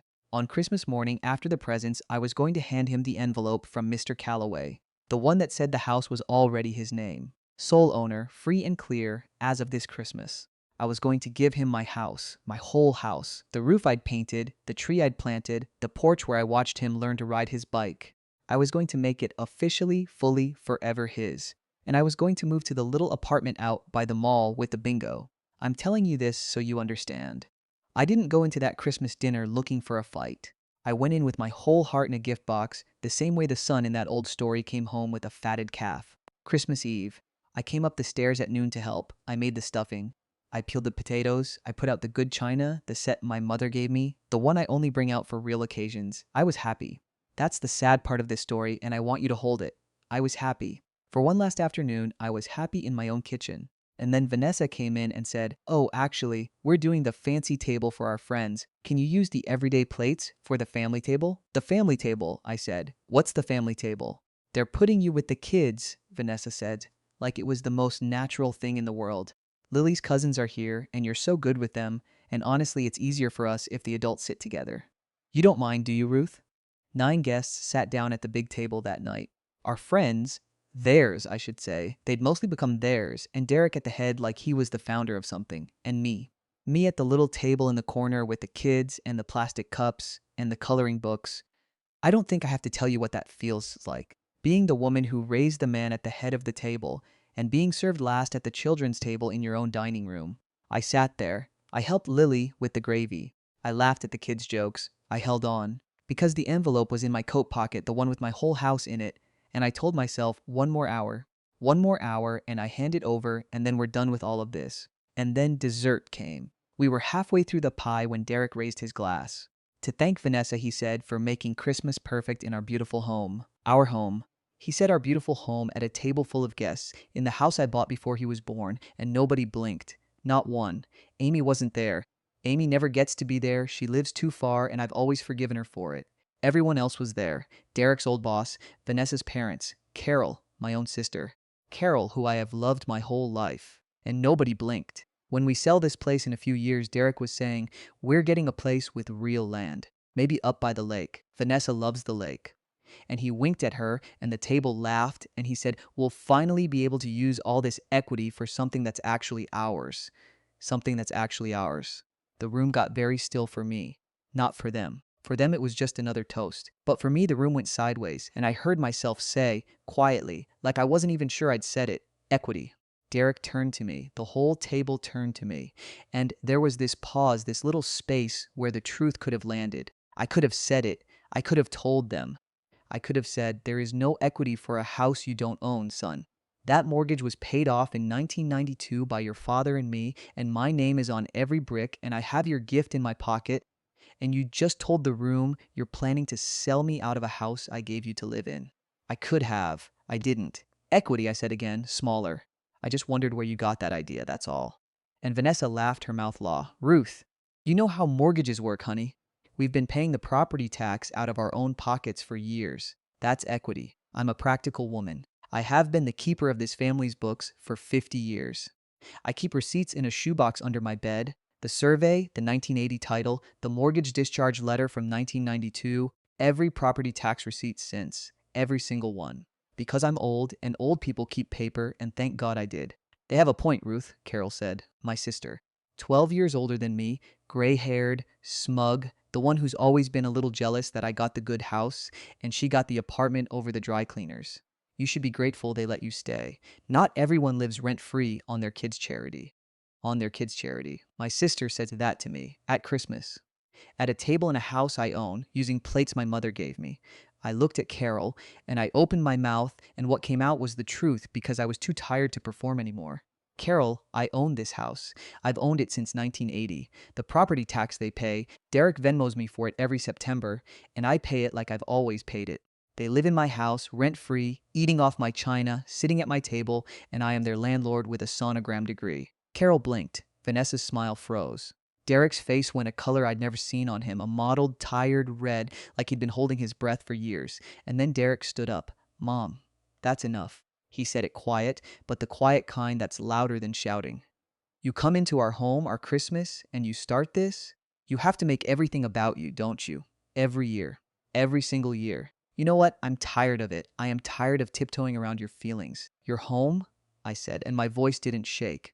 That's the thing I remember most clearly about that second. My voice didn't shake. Derek, I changed your diapers at 3 a.m. I held this house together with my two hands when your father died. And you're telling me I'm telling you to leave. He said it loud enough for the whole table. For the kids' table. For Lily, who dropped her fork because she'd never heard her father talk to me that way. Mom, you need to leave. You're ruining the night. 9 guests. My sister. His wife. My granddaughter, 11 years old, watching her grandmother get thrown out of her own house on Christmas Eve like a stray cat. I stood up, very slowly. I took my casserole dish off the sideboard, the one nobody had touched, the one I'd carried up those stairs with the gravy still warm, and I put my coat on. And I looked at my son, and I looked at him long, the way you look at a person whose face you want to remember exactly, so you can decide later what you feel about it. Okay, I said, I'll leave.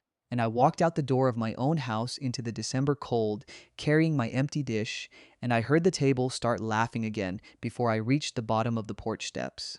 They went back to the pie. That night, in my little apartment, I didn't sleep. I sat at my kitchen table with the lights off, and I watched the big house across the yard, glowing gold with someone else's Christmas, my granddaughter's silhouette in the window. And I took the envelope out of my coat, the one from Mr. Calloway, the one that said my house would become my son's on Christmas morning. And I tore it, and I tore it, and I tore it into pieces the size of confetti. I put the confetti in the trash with the gift bag that said for Derek, and I made a call. Mr. Calloway, I said. It's Ruth. I know it's Christmas Eve. I'm sorry. Monday morning, I said, I need to see you. Bring the deed. Monday came. Mr. Calloway is 80 himself now. He has a young partner who actually does the work, a sharp woman named Ellen Marsh. Ellen sat me down in the conference room with the dusty ferns, and she listened to the whole story, and she didn't interrupt once. Then she said the words I'd been waiting to hear. You're joint tenants with rights of survivorship, she said, which means you can sever that tenancy unilaterally. You can convey your interest in the property to a new owner without your son's signature. It's his on paper right now, but you hold the pen that wrote his name there. And the pen that removes it is yours too. I said. Yours, she said. The house is yours to do with as you wish, Mrs. Calloway. It has been all along, so I did it, quietly, the way I do everything. Ellen drew up the paperwork, a new deed, transferring the house into a trust, not to Derek, not to Carol, not to Vanessa, who will never set foot in my kitchen again, I promise you that. One name changed out and one name put in. Lily, my granddaughter. The one who dropped her fork, the one who hugged me on the porch before I left that night and whispered, "I love you, Grandma." I'm sorry Daddy was mean, while her mother called her inside, and for that alone, that house will be safe in her hands. The trust says the house stays mine for as long as I live. I live here. I keep my room, my kitchen, my porch, my tree. When I pass, it's Lily's, held for her until she turns 25, and nobody on this earth can sell it out from under her. Not her father. Not her mother. Not ever. Ellen filed it Wednesday. I signed it Thursday. And I put the new deed in the shoebox under my bed with the 1980 title, and I didn't tell a soul. Because the rest of it, the part I haven't told anyone, not Ellen, not Amy, not even Lily, I started quietly moving other things too. The savings account I've kept in only my name since Jack died, the one with my Social Security and the life insurance payout, the one that's been growing quietly for 16 years while Derek assumed it was gone. I moved it into the same trust. I called the county assessor and asked, in my sweet old lady voice, how a family member's occupancy is classified when the owner doesn't live in the main dwelling.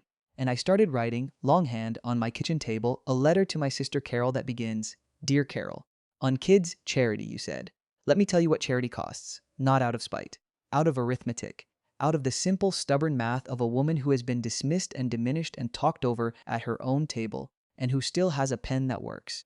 Today is New Year's Eve. The family is coming over, coming to my house as they always have, for the annual dinner, and they don't know it yet, but they're walking into the first day of the rest of my life.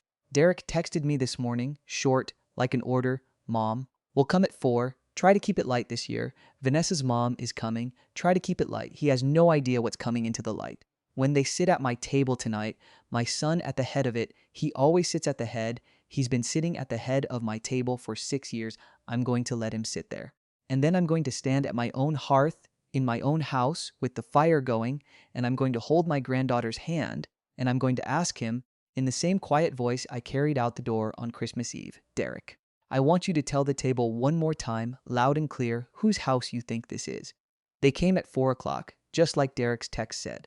I watched them from the front window like I'd watched 100 arrivals in 46 years. The car pulling in, Derek getting out, Vanessa smoothing her hair in the mirror, Lily hopping from the back seat with her pigtails bouncing. They had no idea they were walking into the first day of the rest of my life. I opened the door before Derek could knock. I always open the door before they knock. It's a mother thing. Tonight, it felt different. Tonight, I wasn't opening the door to them. I was opening it for myself. "Happy New Year, Mom," Derek said, and kissed my cheek like nothing had happened. Like Christmas had never happened. He smells the same as he did at 12 years old, and I hated how much that still moved me. "Happy New Year," I said. "Come in. Table's ready." Vanessa walked past me without a word and went straight to the kitchen like she owned it. She still does that. She opens cabinets without asking. It was always a small thing, that cabinet opening. Tonight, it wasn't small anymore. "Mom made turkey again?" she called from my kitchen, in a voice that made again sound like a complaint. "We had turkey at Christmas, Ruth. You know what? Don't worry about it. We'll eat." I let her open every cabinet she wanted. Every single one. The kitchen will still be mine tomorrow. Carol arrived next with her husband Leonard, who I've never fully liked and who's never once in 40 years asked me a single question about myself. Carol kissed the air beside my cheek and said, "You look tired, Ruth." The same opener she's used since 1987. She looked around my living room with those eyes that never quite believe what they're seeing. And I thought about the letter in my nightstand drawer, the one that starts, "Dear Carol, on kids' charity, you said. Let me tell you what charity costs." The table was set for 8. My good china, my mother's china, the lace cloth Jack's mother crocheted before we were married. Every setting perfect because I've had 46 years of practice and because tonight every detail mattered. The centerpiece was the wooden sign I'd ordered for Christmas, the one with the inscription on the back meant for Derek. I'd wiped the back clean with a cloth until the ink ran blank. It sits in the middle of the table now, facing the room. The Calloway House. Est. 1980. Built with love, held together with duct tape. Derek noticed it right away. Oh, hey, that's new. That's nice. It's got the wrong date though, Mom. We're not Est. 1980. Whatever. He laughed. This place is what, like a 2003 build? The top floor anyway. I didn't correct him. Soon he'd know exactly what year this house was. We sat down. Derek at the head of the table, in Jack's chair, like he always does. He's been sitting there for 6 years now, never once asking if he could. Vanessa on his right, Carol and Leonard across from me, and Lily beside me, holding my hand under the table, the way she's done since she was small enough to need a booster seat. We passed the turkey. We made small talk about Leonard's back and Vanessa's new car and Carol's neighbor's dog. The same small talk as every holiday. And all through it, I felt the envelope in my apron pocket. Not the one I'd torn up on Christmas. A new one. Ellen had brought it by the house on Wednesday, beaming like a woman who'd just watched justice get served for the first time in her career. "You're sure about this, Mrs. Calloway?" she'd asked. "I've been sure for 50 years," I said. "I just didn't know it yet." Halfway through the mashed potatoes, Derek raised his glass the way he does. "To the new year," he said. "To family. To this house that's given us so much." And then, because he could never resist the kicker, and hey, one of my New Year's resolutions is to finally talk to that realtor about the lake house. "Right, babe?" Vanessa grinned. "That's the dream. Before you talk to a realtor about a lake house," I said, "you'll need to know what this house is worth, and you'll need to know who gets to sell it." The table went quiet, not the good quiet. The other kind, the one that happens right before a storm. "Mom," Derek said, with that patient voice he uses on me now, "we've been over this. You know the plan. We're not kicking you out. When the time comes, you'll live with us at the lake. It's better for everyone." "Better for everyone," I repeated. I set down my fork. "Is it better for Lily?" "She'd have to change schools. She'd lose her friends. She loves this house, Derek. She knows every corner of it. She has her whole history here. She'll make new friends, Mom. Kids adapt. Come on, you know Vanessa and I have talked about this for years." "I know," I said. "And that's why I want you to understand what you're actually planning to sell." I took the envelope out of my apron pocket. I didn't hand it to him. I set it in the middle of the table, beside the turkey, like a centerpiece that would outlast the flowers. "What's that?" Vanessa asked, suspicious already. Good, she was never dumb, just mean. "That," I said, "is the answer to the question nobody at this table has ever bothered to ask. Whose house is this?" Derek laughed. Actually laughed. "Mom, it's our house. You put my name on the deed yourself, remember? 5 years ago. It's literally half mine right now." He gestured around the table, full of his own confidence. "We're joint tenants. When something happens to you, I get the whole thing. No probate, no nothing." "My name's on the paper, Mom." "That's right," I said gently. "Your name is on the paper." And on Monday, I took out a pen. I let that land. I watched his face go from amused to confused to something else entirely. The look of a man watching the ground he's standing on quietly turn out to be a trapdoor. "What do you mean you took out a pen?" "I mean, son, that when you're a joint tenant, you can sever the tenancy. You can do it unilaterally." That's the fancy legal word my lawyer used. Unilateral. It means one-sided. It means, I don't need your signature, Derek. I never needed your signature. I gave you that name when you were my boy, and I took it back when you stopped being him. The room went absolutely still. Lily's hand tightened around mine. I heard Leonard's fork clatter onto his plate. "You?" Derek pushed back from the table. "You can't. You can't just, that's not how it works. That's my house. I've been paying the taxes for years. Every September," I said. "You Venmo me the property tax money. And every September, I go to the county office downtown and I pay that tax in cash from my account exactly as I have done every year since 1980. You've never once written a check to the county, Derek. You write checks to me. Do you see the difference? It's a small difference on the paper, but it's the whole difference in the world. What you've been paying is rent, son. The kindest rent in the county, but rent. And I've been holding that receipt too, every single one, since the day you moved in." "Ruth, that's not rent. We're family." Vanessa started, her mouth law nowhere to be found. "Family doesn't tell the woman who owns the house to eat at the children's table," I said, and my voice was as calm as snow. "Family doesn't call her little place cozy while sleeping in her bedroom. Family doesn't plan to sell their mother's house out from under her and call it a dream. That's not family, Vanessa. That's boarding. And boarding is over." Derek's hands were shaking. I saw them. He tried to laugh again, but it came out wrong. "You're bluffing. You met with some lawyer and you're bluffing. There's no way you can just take my name off." I reached into my other pocket and brought out the second document Ellen had prepared. The one page that matters, with the county stamp in the corner, dated that Monday. I'd carried it under my mattress since Wednesday, like a woman sleeping on a sword. Read it, I said. Read your name and then read the name beneath it. He snatched it. I watched his eyes move across the page, once, twice. The third time, they stopped moving and just stayed there, and I watched the color drain out of him. The way it drains out of a man who has just understood his whole life's math was wrong. Lily, he said, his voice was a whisper. The house goes to Lily in a trust, I said, until she's 25. Nobody can sell it. Not you, not Vanessa, not a judge, a bank, or a bankruptcy court. It's hers. The whole thing, the house, the savings I've kept in my name since your father died, the life insurance, the works. I've been poor and I've been humble and I've been quiet, Derek, but I have never once been a fool. And neither is my granddaughter. You gave my house to a child. Your father built this house with his hands, I said, and now, for the first time, my voice crackled. He worked double shifts at the mill for 7 years to pay for the bricks. I planted that tree the week we moved in. I want you to think hard about what your house means, Derek. Because it was never yours. It was ours, mine and your father's, and I was the one who wrote your name on it, out of love, and you repaid that love by planning to sell me to the lake. Derek slammed his palm on the table. The good Saditnai jumped. Lily flinched, and I put my arm around her shoulders. This is insane. You can't do this to family. You can't just decide. I already decided, I said. On Christmas Eve, when you threw me out of my own kitchen. That was the moment, Derek. That was the moment you told the whole room, the whole family, whose house you thought it was. I just made sure the answer was written somewhere permanent. Carol spoke then. Of course she did. Carol, who had sat there in her smugness for 40 years. Ruth, this is absurd. You're going to die someday and leave your only son with nothing? What kind of mother? I turned to my sister, and I said the thing I'd been saving since Christmas. The kind of mother who kept the receipts, Carol.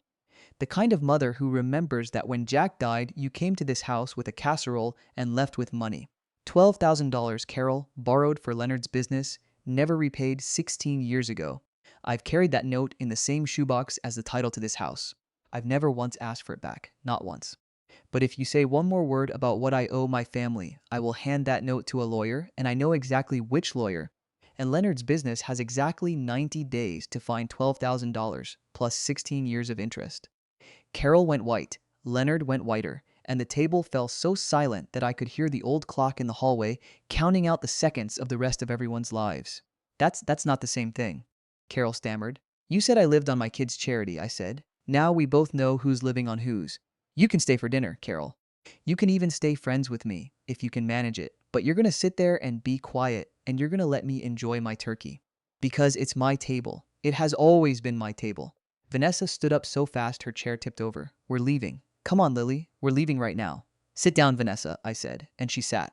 Because when you've been the quiet one your whole life, people don't know what to do when you finally speak. And that gives you power. I looked at my son, who was staring at the document in his hands like it was a death certificate. When I spoke again, my voice was soft. Because this part was never about winning. This part was about my boy, the one who cried at his father's grave. Derek, I said, I loved you before you were born. I loved you at 3 a.m. with colic, and at 13 with braces, and at 17 with a car loan I should never have signed. Do you understand? There is nothing you could have done that would have made me stop loving you. Nothing. But there is a difference between loving someone and letting them take everything. And I learned that difference on Christmas Eve, standing in the cold in my own yard. His eyes were wet. He blinked hard, trying to make them dry, the way men do. I didn't mean, you were causing a scene, Mom. I was sitting at the children's table in my own dining room, I said, and you asked me to leave my own house. You practiced for that moment, Derek. I watched you practice it for 6 years, every time you checked your watch when I came in. Every time you told me I looked tired, every time Vanessa stopped setting my place. You were all rehearsing, and tonight is the closing night. I reached over and took Lily's hand. This isn't a punishment. This is a sanctuary. Somebody has to keep this house safe for the ones who come after me. And the one who drops her fork when she sees wrong being done. The one who hugs her grandmother on the porch and says she's sorry, that's the one I'm trusting. You're not being robbed, Derek. You're being outgrown, and that's a shame, but it's also just arithmetic. Lily was crying. Soft, quiet tears the kind kids cry when they're not sure if they're in trouble. Grandma, are you mad at Daddy? No, sweetheart, I said, and I meant it. I'm not mad at anybody. I'm just done being small. That's all. And I'm keeping a place for you, Because you deserve a place that's yours, no matter what. Vanessa got up again, slower this time. We should go home. She didn't say our home. She said go home. Progress of a kind. Your home is upstairs, I said gently, and you can stay there. I'm not throwing anyone out tonight. Not ever, actually. Nobody's being evicted. That's a thing you all never understood. I never wanted you gone. I wanted you kind. And since I can't make you kind, I'll settle for you knowing the truth. This is a house that belongs to a woman who loves you, and it always has been, and it always will be. Now, please sit down, everybody. I made pie. Nobody argued. Seth sat. Leonard found his fork. Carol cut her turkey into tiny pieces and didn't meet anyone's eyes. And Derek, my boy, my Derek, sat down in Jack's chair, in the house that will one day belong to his daughter, and he didn't say another word for the rest of the meal. He just ate. And every so often, he'd look at the sign in the middle of the table, Est, 1980, and his hands would stop moving for a second, and then he'd pick his fork back up again. I let him sit in that chair all evening. He didn't ask, and I didn't offer, and that was its own kind of peace. After dinner, Lily found me on the porch. It was cold, and I'd wrapped myself in Jack's old barn coat. She came out and stood beside me, and for a while we just looked at the tree. The maple, 46 years old, bigger than the house now. The one we planted when we were 25 and didn't have 2 nickels. Grandma? Yes, baby. Is the house really mine? Yes, I said. When I'm gone, it's yours. But that's a long time away, so don't you worry about it. What I want you to worry about is being a person who's worthy of a house like this. How do I do that? You remember this night, I said. You remember that your grandmother loved you enough to build you a wall nobody could tear down. And then you go be somebody who builds walls for other people. That's the whole secret, sweetheart. That's all of it. She hugged me then, hard, with both arms, the way she's hugged me since she was 2. I love you, Grandma. I love you too, Lily. More than this house, more than anything. Later that week, Ellen called me with the news that Derek had called her office, quietly, asking what the options were. Not to fight, just to understand. She said he sounded like a man who'd been hit by a truck and was still checking to see which parts moved. I was proud of him for that call. It's the first time in 6 years he's looked at the world without assuming it was already his. And the week after that, a letter arrived, handwritten, in Carol's shaky, careful script. No Ruth, just Sis. You were right. I've known it for 30 years. I just never had the courage to say it out loud. The money? I'll start paying you back in the spring. Leonard doesn't know yet. I'll tell him. Carol, I kept the letter. I didn't cry, but I did keep it in the shoebox on top of the title, Where It Belongs. Spring came, like it always does. The tree budded. I planted tomatoes out back, same as every year. And one Saturday in May, when the sun was warm and the porch was at its best, Derek came up the walk alone. No Vanessa, no Lily. Just him in an old jacket, looking 40 years younger and 20 years older at the same time. Mom? I'm out back, I said, planting. He came around the house and stood at the edge of the garden. Mom. I've been wanting to say something. He was quiet. I kept planting. Some things need space to happen. I understand now why you did it. It took me 3 months, but I understand. I was so busy planning your future that I stopped seeing you. I treated you like a piece of furniture in a house I already owned. And I don't know how to say sorry for that because I don't think sorry covers it. I straightened up, slowly, the way you do at 71. Derek, I don't need you to say sorry. Sorry's a feeling. I need you to show up. I need you to sit at the table, my table, and eat with me without checking your watch. I need you to know that this porch has your name on it too, in a different way. Not on paper, on wood from 18 years of sitting here with your father. Can I? He stopped, swallowed. Can I start today? I looked at my son, the boy who cried at his father's grave, the man who stood at the head of my table and told me to leave. Somehow, they were the same person. They'd always been the same person. I'd just been the only one willing to hold on to both of them at once. Come sit, I said. There's iced tea. And tell me about Lily. Tell me everything. And he did. He sat on the porch of the house his daughter will inherit with his mother, and he talked about Lily's spelling test and her new friend and the way she'd started drawing the maple tree. And at the end of it, he said quiet, like a man making a confession, she told me I should come here. She said, Grandma's porch is the best place in the world. She's right. She's 11, I said. She's smarter than all of us. He laughed. It was the first real laugh I'd heard from him in years, and it sounded like his father's. People ask me sometimes, neighbors, mostly, the ones who heard the story through the grapevine, why I didn't just sell the place and move to Florida, why I stayed in the little apartment over the garage, in a house that got too quiet, with a son who'd wounded me. I tell them the truth. Because this house isn't just walls and a roof. It's 46 years of memory, bricked in by my husband's hands. It's the tree I planted with a shovel and a prayer. It's the porch where I taught two kids to ride bikes, and the stairs where I carried them to bed, and the room where I said goodbye to the love of my life and somehow kept standing. And it's the promise I made to a little girl with pigtails that she'd always have a place of her own where nobody could touch her. I didn't take my house back to punish my son. I took it back so I could give it away, properly, this time. To the right hands, on my terms.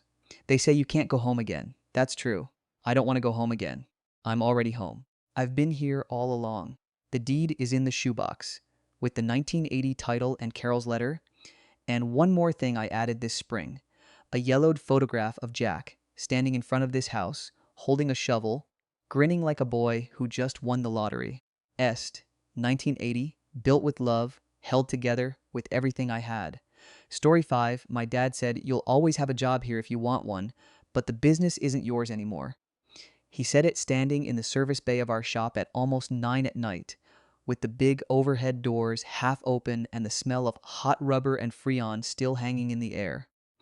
One of the techs had left a country station playing quietly from a truck cab, and I could hear someone in the back office running the dishwasher we used for the coffee mugs and lunch containers.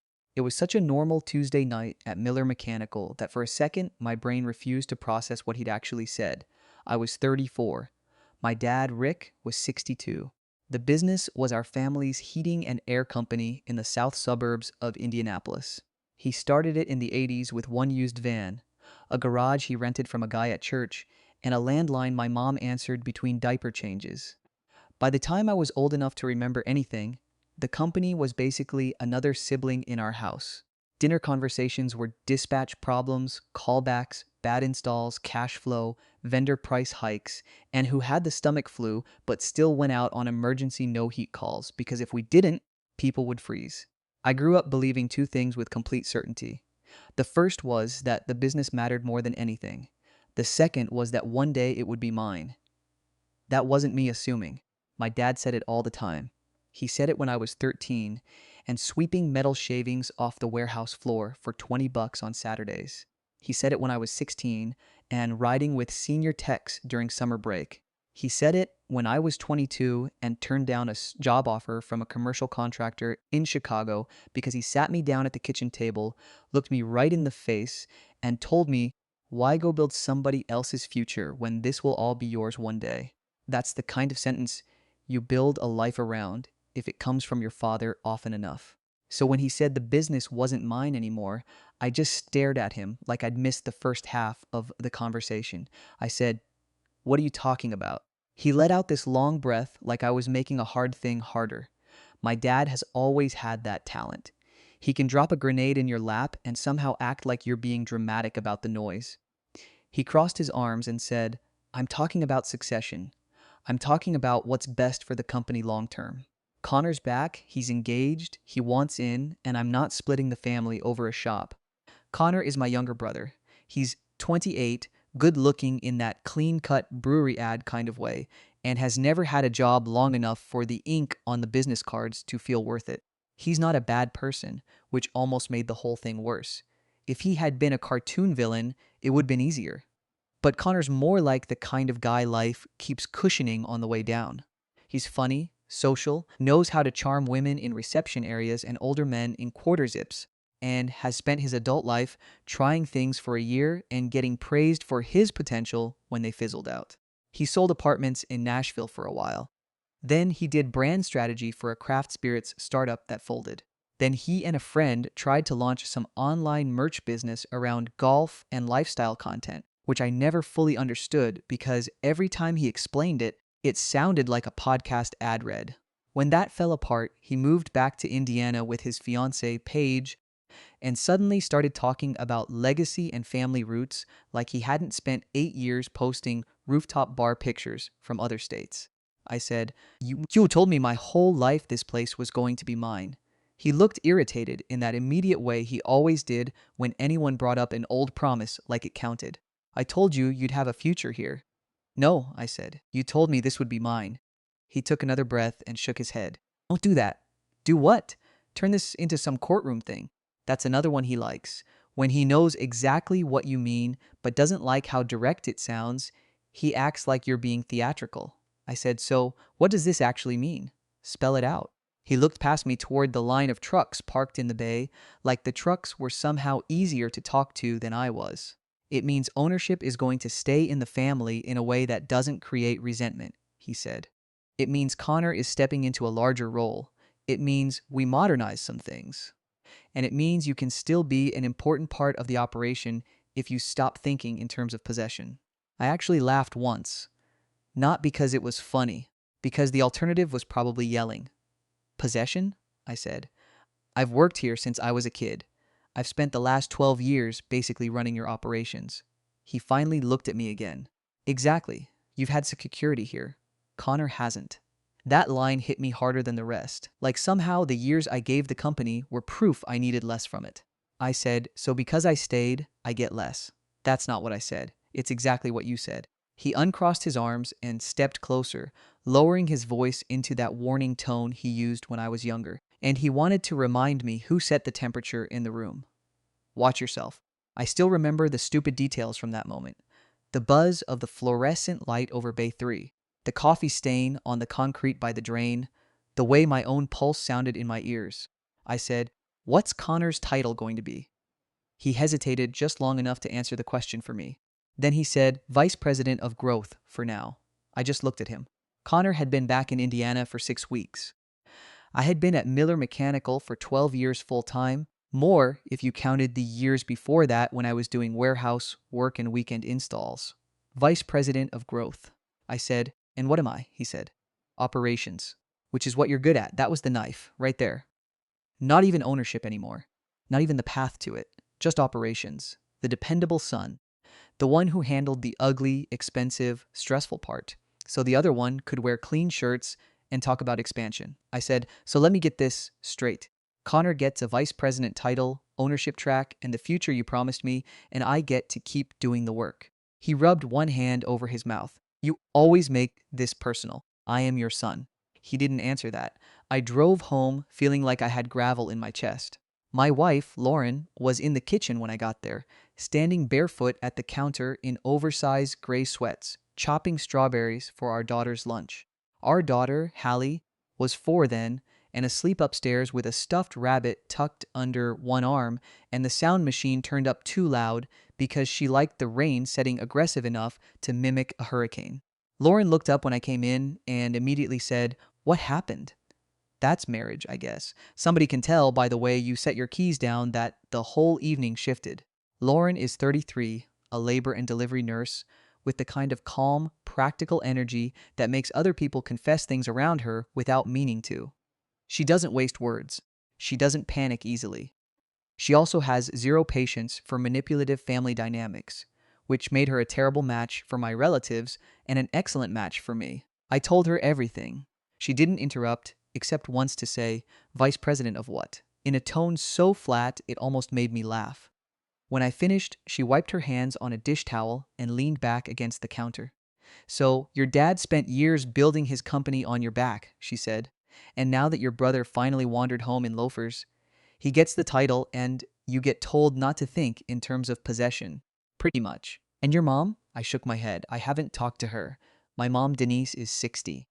She did payroll and bookkeeping for the company when I was a kid, then gradually stepped back after my younger sister, Molly, was born.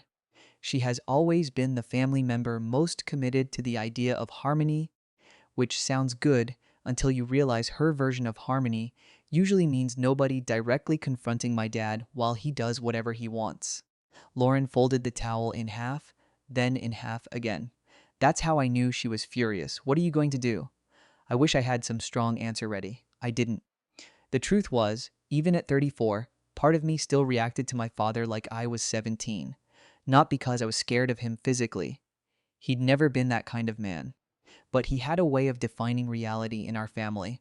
He could say something outrageous in a calm enough voice and make everyone around him start adjusting to it before they'd fully absorbed how messed up it was. So I said the most honest thing I had. I don't know. Lauren nodded once. Then she said, "Okay, but whatever happens next, stop acting like staying is your only option." That sentence sat in my chest all night. I didn't sleep much. Every time I drifted off, I'd replay random pieces of the conversation and then start mentally rewriting 20 years of my life around them. Because the thing is, the business really had been my life for a long time. I went to Ball State because it was close enough to keep helping on weekends. I studied business management mostly because my dad liked the sound of it and said it would round me out. After graduation, I had two job offers. One was with a commercial mechanical contractor in Chicago. Better money, bigger projects, real city, actual career structure. The other was my dad saying, "Why would you leave when you're standing right in front of your future?" So I stayed. At first, it made sense. Miller Mechanical was smaller back then. Maybe 8 trucks, a cramped office, a warehouse with an old coffee maker that never tasted fully clean, no matter how much vinegar my mom ran through it. We did residential HVAC, some light commercial accounts, and emergency service all over Johnson County and the south side of Indy. I threw myself into it. I learned dispatch, scheduling, purchasing, vendor relations, permit headaches, warranty claims, after hours rotations, payroll corrections, and how to talk a furious homeowner down from a lawsuit threat because their upstairs unit died during a July heat wave and their newborn had a rash.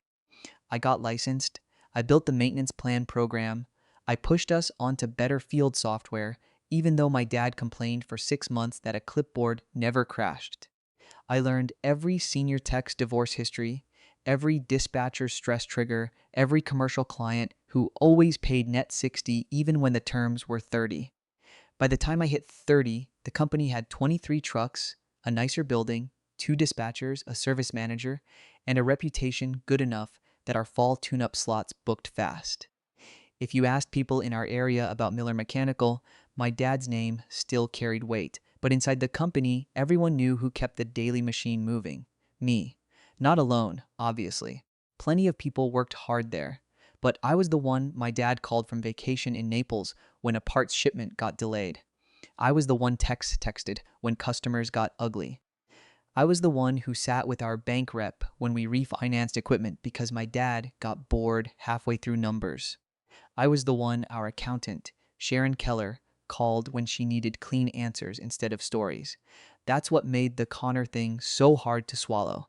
He hadn't earned some sudden shot because he'd come in with ideas.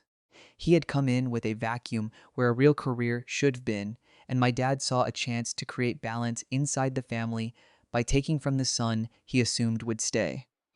Once I started noticing it, I realized the shift had been happening for months. Connor moved back the previous spring. He and Paige rented a polished little townhouse in Carmel with a tiny fenced patio and one of those kitchens that looked designed for people who only ever ordered takeout.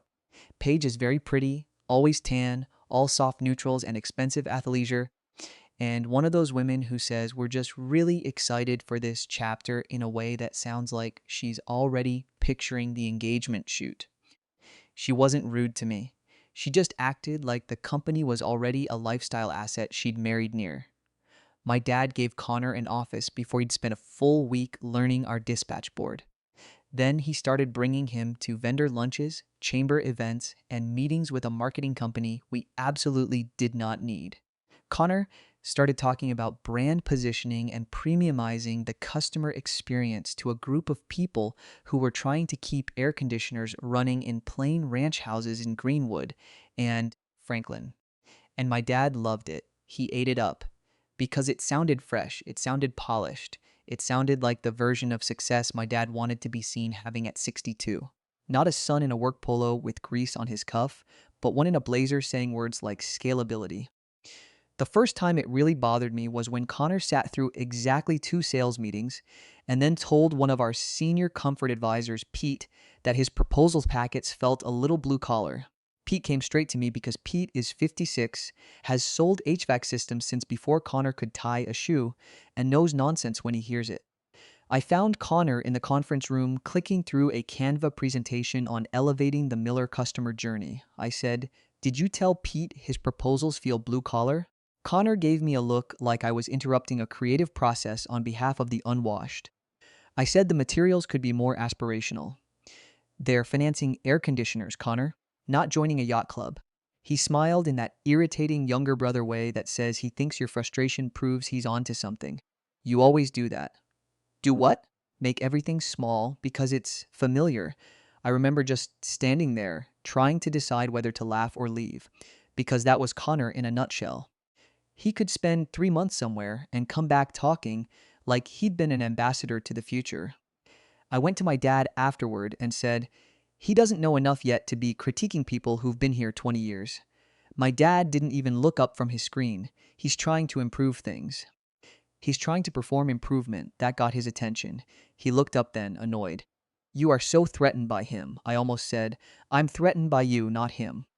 But I knew it would turn into a whole thing, and at the time I still believed if I just kept working, my dad would eventually settle down and remember who had actually been carrying the company.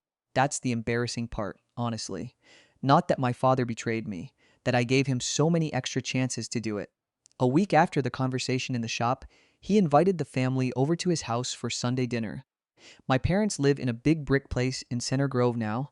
Not fancy in a flashy way, but definitely nicer than the house we grew up in.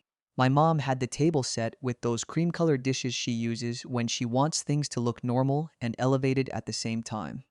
My sister Molly, who is 24 and worked in marketing for a hospital system in Indianapolis, was there with her boyfriend. Connor and Paige brought a bottle of wine my dad pretended to recognize the label on. Lauren sat beside me and gave me one look across the table that basically said, "Don't let them railroad you." Dinner was weirdly cheerful for about 40 minutes. My dad talked about golf. My mom asked Hallie about preschool. Connor described some branding idea involving truck wraps and neighborhood targeting. Then at dessert, my mom said, "Rick has something exciting he wants to share." I swear to God, she said it like we were about to hear about a cruise. My dad cleared his throat, put down his coffee, and said, "Connor will be stepping into a leadership role at Miller. We're making some structural changes to position the company for the next generation." Nobody spoke for a second. Then Malsey said, carefully, "That's a little vague." Connor gave a modest smile, which made me want to flip the table. My dad went on, "It's time to build this out properly. We've spent too many years in survival mode. Connor has fresh perspective, and Drew has done a solid job keeping things steady. Between them, I think we can create something really strong, steady, fresh perspective." I could feel Lauren stiffen next to me. I said, "What exactly is the structure?" My dad looked at me like I was making him explain basic arithmetic to a child. "I already talked to you about this." "No," I said. "You talked to me privately. You haven't told the family what you're actually doing." My mom gave me that warning look she's had since I was 10. The one that means please don't make him uncomfortable in front of people. But Molly, to her credit, leaned back and said, "No, I'm curious too." Connor jumped in then, all breezy and smooth. "We're just trying to position the company better. Drew's obviously incredible on operations, and I'll focus more on growth and visibility." Paige smiled like that sounded very reasonable. I said, "And ownership?" Dead silence. My mom set her fork down too carefully. My dad's jaw tightened. "That's not dinner conversation," Lauren said very calmly. "It kind of as if it changes the whole family dynamic." I loved her so much in that moment. My dad didn't answer her. He just looked at me and said, "We've talked enough about this." No, we hadn't. That was the whole problem. After dinner, while Hallie was in the living room trying to make Molly's boyfriend wear a plastic tiara from the toy basket my mom keeps for grandkids, my mom pulled me aside in the hallway and said, "Please don't do this tonight." "Do what?" "Push your father." I almost laughed.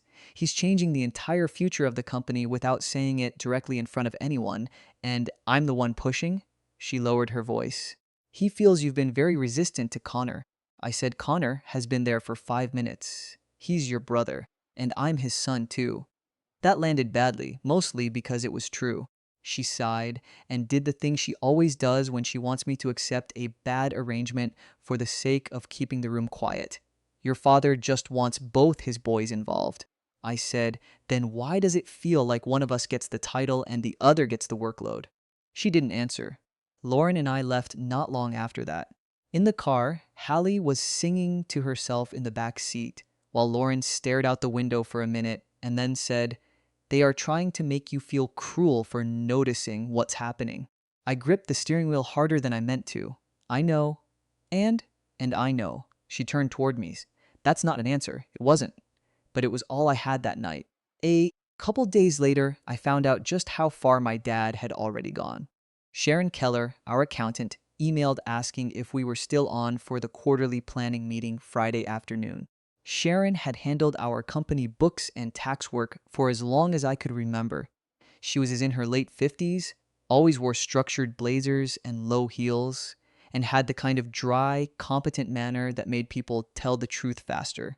She knew where every weird expense line was buried, which vendors lied about payment timing, which years my dad had been flush, and which years he had just been loud.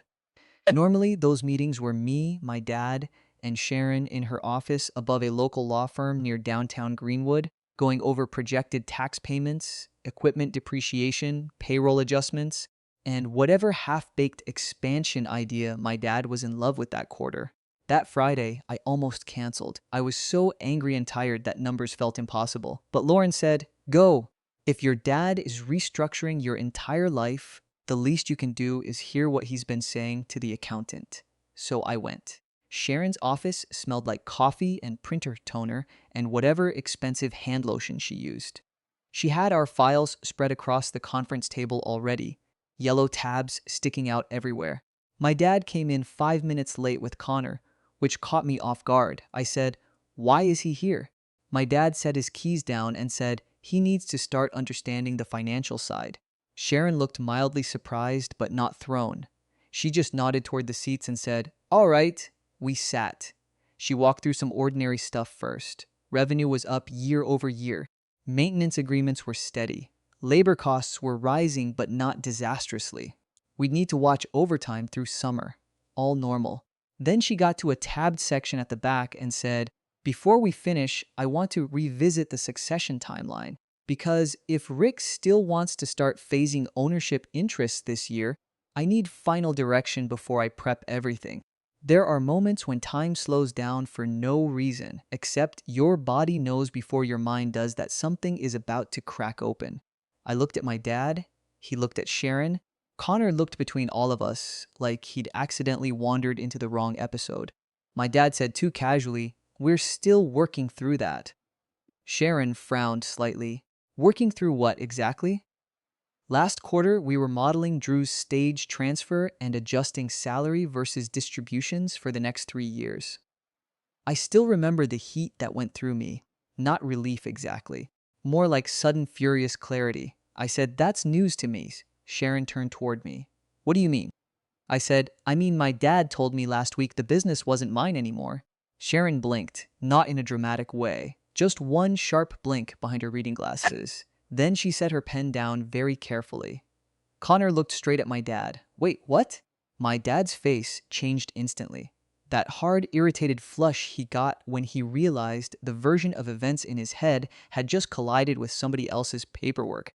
"This is not the way to discuss this," he said. Sharon ignored him completely and looked at me. "Drew," she said, "are you leaving the company?" I said, "I don't know yet." She held my gaze for another second and then said the sentence that basically detonated the room. "Why are you leaving?" My dad sat back in his chair so abruptly it squeaked against the floor. "Sharon," he snapped. But she kept looking at me. I said, because at that point I was too angry to protect anyone. Because last Tuesday, my father told me Connor was getting the leadership track and that I needed to stop thinking in terms of possession. Connor said, "Dad." He looked genuinely blindsided, which almost made me feel sorry for him. Almost. My dad rubbed one hand over his jaw and said, "This is a family conversation that's being made unnecessarily formal." Sharon finally turned to him. "Rick, with respect, you made it formal when you had me run transfer projections, review gifting strategies, and structure compensation around Drew's assumed succession." Dead silence. She pulled one document from the folder and tapped it with one red fingernail. "Also, The bank has your management continuity notes naming Drew as operational successor, and your surety file references his license coverage on the commercial side. So, yes, I need to know if he's leaving. Connor said, "What management continuity notes?" My dad actually glared at her then, which was a dumb move because if there is one type of professional you do not glare into helping you, it is the accountant who has known your numbers for 20 years. Sharon didn't even blink. She said, "I'm not here for family politics. I'm here to make sure what's being represented on paper matches reality. If it doesn't, I need to know that now." I wish I could say I handled all of this with elegant calm. I didn't. I was shaking. Not visibly, I don't think, but enough that when I reached for my coffee cup, I realized my hand wasn't steady. I said, "You've been telling the bank I'm the successor?" My dad said, "That's not what this is." I looked at Sharon. "Have there been actual transfer documents?" She hesitated, then said, "There have been planning documents. We've also discussed non-voting interests and future phase transfer to minimize tax exposure." That was accountant language, but the meaning was simple enough. My dad had been telling the financial side of his life one story and telling me another, or maybe worse. Maybe he'd been telling me both stories at different times depending on what he needed. Connor leaned back slowly in his chair. "So, what am I doing here?" Nobody answered him. Sharon looked at my dad again. "Rick, if your intentions changed, that's your prerogative. But you cannot keep multiple versions of Succession running depending on the audience. That creates legal, tax, and financing issues. Not to mention family issues," he muttered. "Jesus Christ," I said, "don't do that." He looked at me sharply. "Do what? Act like you're the one being ambushed." That was the first time I'd really pushed back in front of someone outside the family and business at the same time. It changed something in the room. Not because my dad suddenly respected it. He didn't. But because once other people saw the dynamic in daylight, it stopped being just our family's weird, foggy thing. Sharon closed the folder in front of her and said, "I think we should pause this meeting. Drew, I need a direct answer from you by next week if you intend to remain with the company in a succession track. Rick, I need final clarity on who is being represented as successor for continuity and tax planning purposes. Connor, no offense, but you should not be making role assumptions until the structure is actually resolved." Connor nodded once, stiffly. My dad stood up so fast his chair rolled back into the credenza. "Unbelievable." I said, "What's unbelievable is that you told me one thing and your accountant another." He snapped, "You are being emotional." I laughed. I really did. It was such a cheap, predictable line that it made me tired more than anything else. "Of course I'm emotional," I said. "You built my whole adult life around a promise and then tried to call me unstable for noticing when you changed it." Sharon didn't say a word. She just gathered papers with the expression of a woman who had seen rich men, poor men, smart men, dumb men, and now a family-owned HVAC company man doing exactly what she expected. I left before my dad did. I sat in my truck for 10 minutes in Sharon's parking lot with the air blasting and my forehead against the steering wheel. Then I called Lauren. She picked up on the first ring. "Well," I said, "he told the bank I'm the successor." There was a pause. Then Lauren said, very quietly, "Come home. That weekend was ugly." My dad called me Friday night and left a voicemail that started with, "I can't believe you embarrassed me in front of Sharon," which told me everything I needed to know about where his mind was. Not sorry, not let's fix this, just embarrassment. My mom called Saturday morning crying. Not hysterically, just that strained, exhausted crying that always made me feel 12. She said, "You and your father are both being stubborn." I was sitting at our kitchen island in a Colts t-shirt while Hallie colored on the table with washable markers and Lauren made pancakes. Sunlight was coming through the back windows, and it all felt insultingly normal. I said, "Mom, he told me the business wasn't mine anymore." She said, "He didn't mean it like that." He literally meant it exactly like that. He's under so much pressure. I closed my eyes. I am so tired of hearing that pressure explains his behavior, but mine is just attitude. She got quiet then, which usually meant I had said something too true. Finally, she said, "Connor's just trying to find his place." I looked over at Lauren, who had paused mid-pancake flip and was staring at me with that expression that said if I caved one more time, she was going to need a walk alone. I said, "I found mine. And Dad is taking it away to make Connor feel included." My mom started crying harder at that, so the conversation went nowhere useful after. Then Connor called. He didn't sound smug. If anything, he sounded rattled. He said, "Were you seriously planning on leaving?" I said, "I wasn't until Dad told me I should get comfortable doing all the work without the future attached." He exhaled. "I didn't know he'd said that. I believe you." That surprised him. I could tell by the silence. Then he said, "I'm not trying to screw you." I said, "Maybe not. But you are standing in the spot he promised me and acting like it's awkward timing." That was harsher than I meant it to be, but I didn't take it back. Connor was quiet for a while. Then he said, "He told me you didn't want the ownership pressure, that you liked running things but didn't want all the other parts." I actually stood up from my chair. "He told you that?" "Yeah." There it was again. Multiple versions for multiple audiences. I said, "No, he never once asked me that." Connor muttered, "Well, great.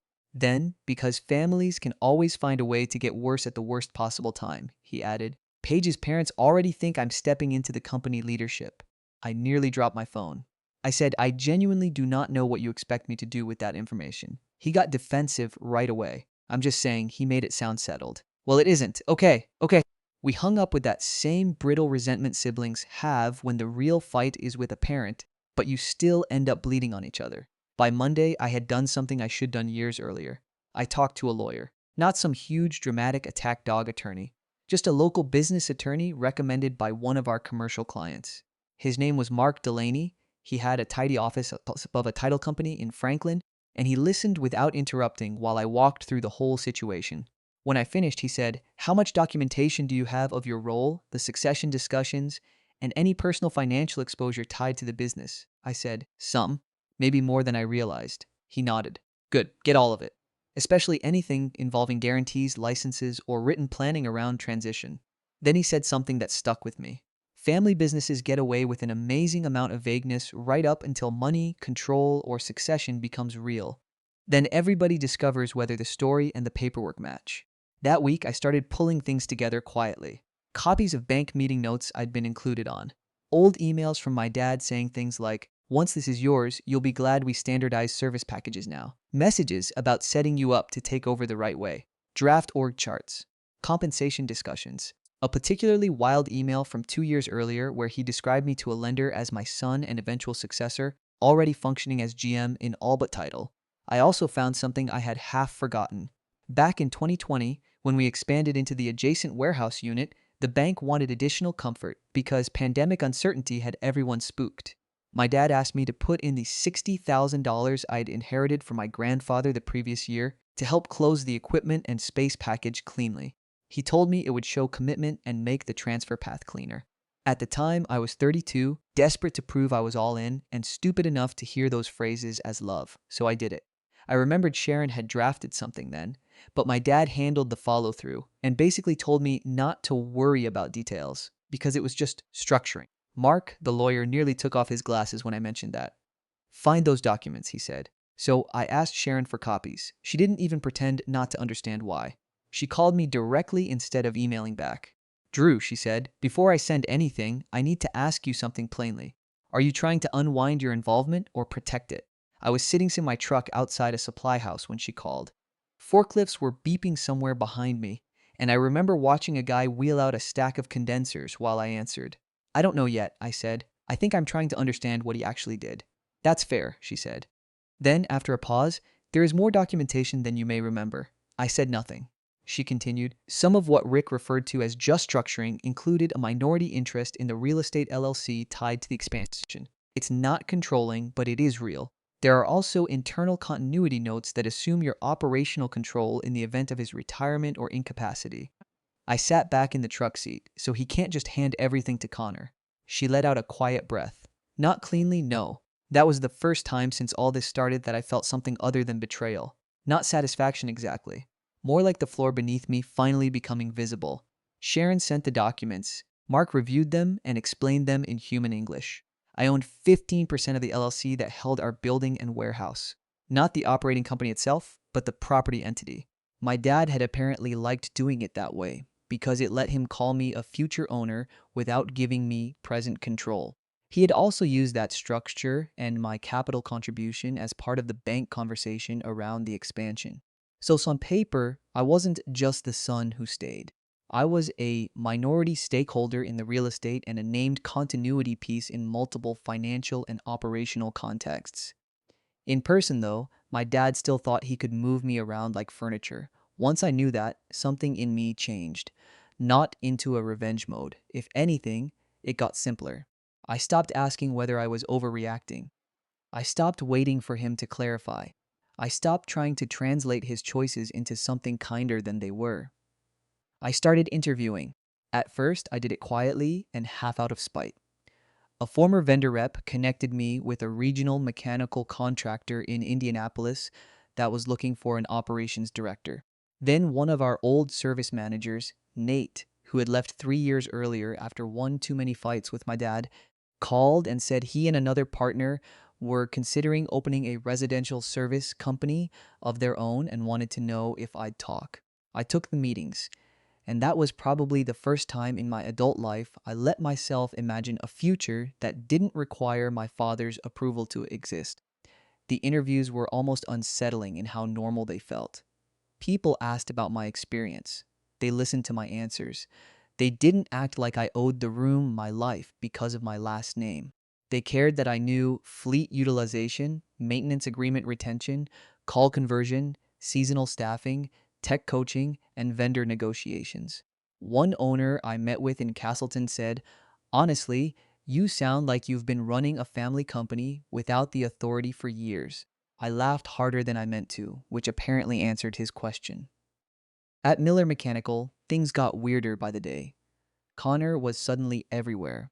He sat in on sales calls, tried to redo our social media, talked about truck graphics and sponsorships, and once suggested we stop using paper invoices for older customers because everybody has apps now, which made both dispatchers look like they wanted to push him into traffic.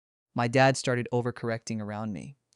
In front of staff, he'd say things like, "Run that by Drew, he's handling operations," in this exaggerated, respectful tone that somehow made it more insulting.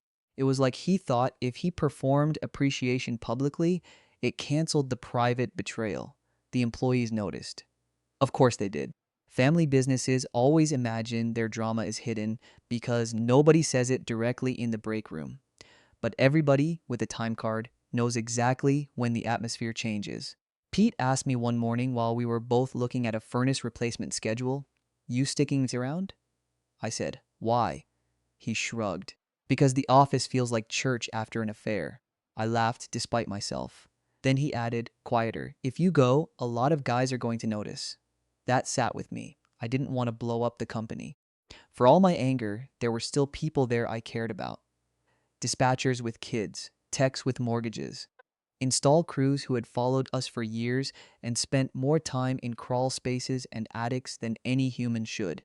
I wasn't trying to pull some movie move where I walked out and the building burned behind me. But I also wasn't willing to be used as the quiet stabilizer while my brother and father sorted out their ego arrangement. My dad finally confronted me on a Thursday after Sharon had clearly asked him for updated direction again. He came into my office, closed the door, and said, "Why are you involving lawyers?" No hello. No preamble. I said, "Why were you involving accountants and banks in a succession story you weren't telling me?" He ignored that. "This is getting out of hand." "No," I said. "It got out of hand when you told me the company wasn't mine after building my entire role around that promise." He looked disgusted, which was almost impressive considering he was the one who created the mess. "You are obsessed with that sentence because you said it." I was trying to communicate that the business has to serve the whole family. No. "You were trying to communicate that Connor gets what I earned because he showed up late enough to still feel exciting." His face hardened. "You know what your problem is?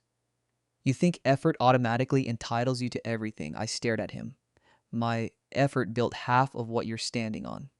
He took a step closer. "Watch your tone." There it was again. I was 34 years old, licensed, married, raising a kid, effectively running a multi-million-dollar service operation, and he was still trying to snap me back into obedient son posture with "watch your tone." I said, very evenly, "I am done being spoken to like that." He must have heard something different in my voice that time because he paused. Then he switched tactics, which is something manipulative people do when anger stops working. He sat down in the chair across from my desk and said, "Softer. Drew, listen to me. Connor needs a runway. You don't. You've always been solid here." I just looked at him. He continued, "You've got Lauren, you've got Holly, you've got a house, stability. Connor's trying to start his life." I said, "By taking mine?" He shook his head. "That's not fair." "No, Dad, none of this is fair." We sat in silence for a few seconds. Then he said the thing that finally severed something in me. "I assumed you loved the company enough not to make this difficult." That was when I understood he had never really believed the business was something he was giving me. He believed it was something I was supposed to keep giving him. My labor, my loyalty, my silence, my adulthood. I said, "I did love it. I'm just not sure I love being used." He stood up immediately, like the conversation had turned vulgar. "Think very carefully before you blow up your family over hurt feelings," he said. Then he left my office. Hurt feelings. That night, I accepted an offer. It was with a company called Harding Climate Solutions on the north side. Bigger than Miller, better systems, less family drama by definition. The owner, Jeff Harding, had built it with his wife and two non-family partners and had the rare skill of asking direct questions without turning them into traps. He wanted me as director of field operations. More money than I was making, real authority, bonus structure, and, most importantly, nobody telling me my future depended on being grateful. I signed the offer in our kitchen while Lauren sat across from me with a glass of white wine and Hallie watched Bluey in the living room. When I finished, Lauren reached over and squeezed my hand. I said, "I feel like I'm going to throw up." She smiled a little. "That means it's real." I gave formal notice the following Monday. Not emotional, not theatrical. 2 weeks, concise letter, professional language, willingness to assist transition. I handed it to my dad at 7:30 a.m. before most of the office came in. He read it once, then again. "You're really doing this?" "Yes." "For Harding?" "Yes." He threw the letter onto the desk like the paper itself offended him. "After everything I've done for you." I said, "That line doesn't work the same after you tell me the business was never really mine." His face went red. "You are making a catastrophic mistake." I almost smiled at the irony but didn't. "I guess we'll both find out." He told my mom before lunch because by noon I had 2 missed calls from her and one text that said, "Please don't do something you can't undo." I called her back from my truck. She said, "Your father is devastated." I looked out at the back lot where 2 install vans were being loaded for an afternoon changeout. "I was devastated 3 weeks ago. That's different." I actually laughed then, a short, ugly laugh. "Is it?" She got quiet. Then she said, "This company is your father's life, and I was supposed to be what? His pension plan?" That made her gasp softly, which told me I'd gotten too close to the truth again. When the staff found out, the whole place changed temperature. Nobody made a big scene, but people started appearing in my doorway one by one with questions they didn't fully ask. Pete wanted to know if Harding had benefits worth a damn. One of our dispatchers, Kara, started crying in the bathroom because she said I was the only one who ever fixed the schedule without making her feel stupid. 2 service techs asked if Connor was going to be in charge of us now. With the kind of careful tone people use when they're trying not to get you in trouble while still clearly implying yes or no could determine their future. Connor, to his credit, came into my office that afternoon and shut the door behind him. He looked miserable. "Are you really leaving because of me?" I was tired enough by then not to bother with the diplomatic version.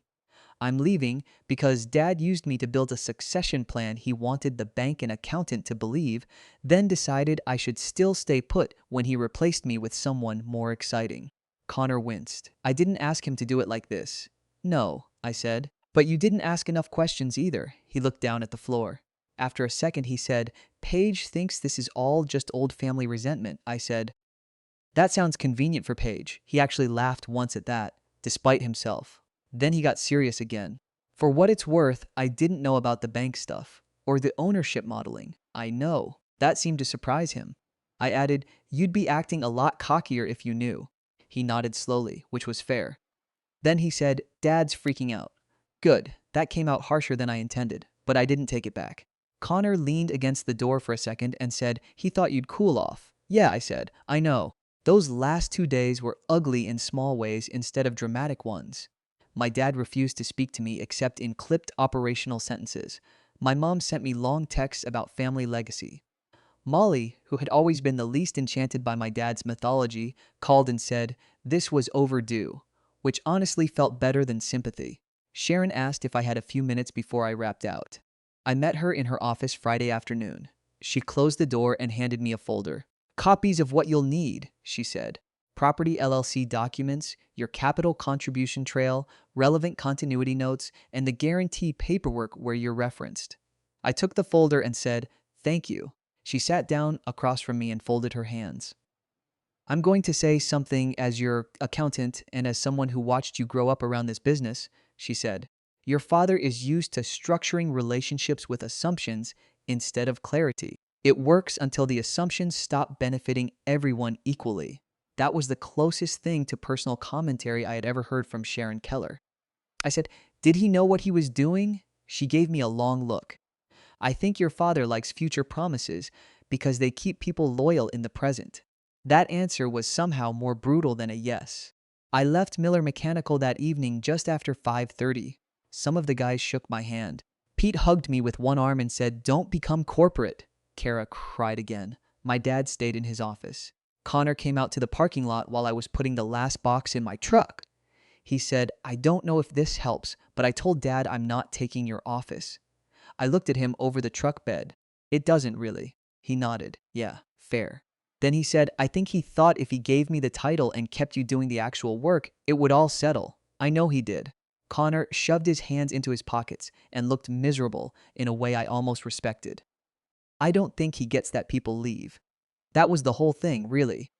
My father came from a generation and a type of personality that believed loyalty was a resource other people owed him indefinitely. He thought if he mixed enough family, guilt, and vague future promises together, nobody would ever force the issue. Then he forgot that eventually people hit an age where they'd rather lose the fantasy than keep living inside it. Starting at Harding was surreal. The first week, I kept waiting for someone to imply I should feel lucky to be there. Nobody did. Jeff introduced me to the field teams, handed me a clean laptop, and said, "You've got 30 days to tell me what's broken and 90 to start fixing it." That was it. No emotional debt. No legacy speech. Just the job. I didn't realize how much constant tension I'd been carrying until it was gone. I slept better. Lauren said my face looked different. Hallie noticed I wasn't taking as many after-hours calls during dinner. Even stupid little things felt strange at first, like giving an opinion in a leadership meeting and having people respond to the idea itself instead of whether it threatened a family member. Back at Miller, things apparently got rough fast. I didn't get this from one single source. It was more like a stream of overlapping reports from techs, vendors, dispatch gossip, Molly, and eventually Connor himself. Once I left, a bunch of the invisible glue went with me. The dispatch board started slipping. Connor tried to jump into sales oversight before he understood install capacity, which meant they started overpromising dates. Pete left for a competitor after one particularly dumb fight about premium presentation standards. One of our senior techs, Luis, turned in notice because he was tired of taking routing direction from someone who couldn't tell a capacitor from a car battery. The biggest problem, though, was commercial. I had handled most of our municipal and small commercial continuity because of licensing, relationship history, and just plain familiarity with how those jobs got quoted and executed. Harding didn't poach those accounts or anything shady. But once I was gone, a couple of them got nervous. One school district wanted direct reassurance about project oversight. A property management company I'd worked with for years asked whether I'd still be involved. When the answer was no, they started shopping. Then the bank started asking questions. Apparently, when Sharon updated them on operational changes and had to adjust continuity assumptions, they were less than thrilled. Not catastrophic, not foreclosure territory, nothing dramatic like that. But the easy confidence my dad had been trading on suddenly needed support. That was when he called me at 9:40 on a Sunday night. I let it go to voicemail. Then I listened. "Drew," he said, in that clipped voice people use when they're trying to sound composed and are failing, "I think it would be wise for us to meet and discuss a more orderly path forward. Call me tomorrow. Not hi, not how are you, not I'm sorry. An orderly path forward." Lauren was brushing her teeth when I played it for her. She spat into the sink and said, "He means he finally noticed consequences." I didn't call him back that night. I met him 2 days later at a diner off State Road 135 because I didn't want him in my house and I definitely didn't want to go back to the office. He was already in a booth when I got there, coffee untouched, jaw tight. He looked older than he had a month earlier, not tragically, just tired in a way that stripped some of the force out of him. I sat down. He said, "You look good." I said, "What do you want, Dad?" He flinched a little at the directness. Then he said, "This doesn't have to become permanent. I actually smiled then, not kindly. It became permanent when I signed with another company. We can work something out. Like what? He hesitated. I waited. Finally, he said, a formalized role, equity over time, better clarity. I stared at him. Those were all options before you told me the future was Connor's. He rubbed his forehead. That's not what I said. I laughed outright then. He looked offended. What? You really can't help yourself. I'm sitting here trying to fix this. No, I said. You're sitting here because the version where I stayed hurt and kept the machine running didn't work. He looked away for a second, out the diner window toward the parking lot. For the first time in my life, he looked less like my father and more like a man who had bet on control and miscalculated. Connor isn't ready, he said quietly. There it was. Not I'm sorry. Not I was wrong. Just Connor isn't ready. I said, and I was? He didn't answer. I said, you know what the worst part is? If you had come to me 6 months ago and said, I want both my sons involved, help me build something fair and real, I probably would have tried. I might have hated parts of it, but I would have tried. Instead, you lied to me, lied to him, told the bank and Sharon one story, and assumed I'd absorb the damage because I always do. The waitress came by then and asked if we wanted anything else, and we both said no in the weirdly polite tone people use when a private disaster gets interrupted by coffee refills. After she left, my dad said, so that's it? I thought about that. The lifetime of Saturdays at the shop, the broken promises, the way he said hurt feelings, the way he only came looking for a solution after my absence created friction. Then I said, that's it. He sat there for a second like maybe he still thought I'd fold if he held the silence long enough. I didn't. He nodded once, hard, and said, then I hope you're happy with your decision. I stood up, dropped cash for my coffee I hadn't touched, and said, for the first time in a long time, I actually am. That fall, Sharon sent me a formal notice about a scheduled review of the property LLC and future options regarding my minority interest. It was dry, professional, and exactly what it needed to be. Mark handled most of it from there. Eventually, my father bought out my 15% interest at a value he clearly hated but couldn't realistically dodge without creating a bigger mess. The money helped us finish our basement and pad our savings. Lauren joked that my grandfather had basically reached out from the grave and slapped some sense into the paperwork. Miller Mechanical didn't go under. Real life is less cinematic than that. It shrank, though, lost a few people, lost a couple of steady accounts. Connor stayed longer than I expected, maybe because pride makes people stick around situations they didn't choose honestly. From what Molly told me, he and my dad fought constantly. Paige hated how much of their life got swallowed by the company. My mom kept trying to host Sunday dinners like she could serve enough roast chicken to make everyone forget what had happened. I went to a few at first because Hallie loved seeing Grandma and because family separation is messier in real life than people online pretend. But the dynamic was different. I stopped smoothing things over. I stopped translating my father's moods for everyone else. I stopped volunteering to rescue conversations or business topics from awkwardness. One night, about 8 months after I left, Connor asked if we could talk out on my parents' back patio while everyone else was inside with dessert. It was late summer, humid, one of those Indiana evenings where the air feels thick enough to lean on. He had a beer in one hand and looked more worn down than I'd ever seen him. He said, you were right. I said, about what? He let out a humorless laugh. Basically all of it. Then he told me what I'd already guessed. Dad had given him title, visibility, and promises, but none of the actual structure. No real authority unless it matched Dad's instincts. No operational runway. No honest transition. Just a lot of pressure and vague expectations wrapped in flattery. Connor stared out at the yard while he talked. He tells everybody what they need to hear in the moment, he said, then acts shocked when those versions hit each other. I didn't say anything.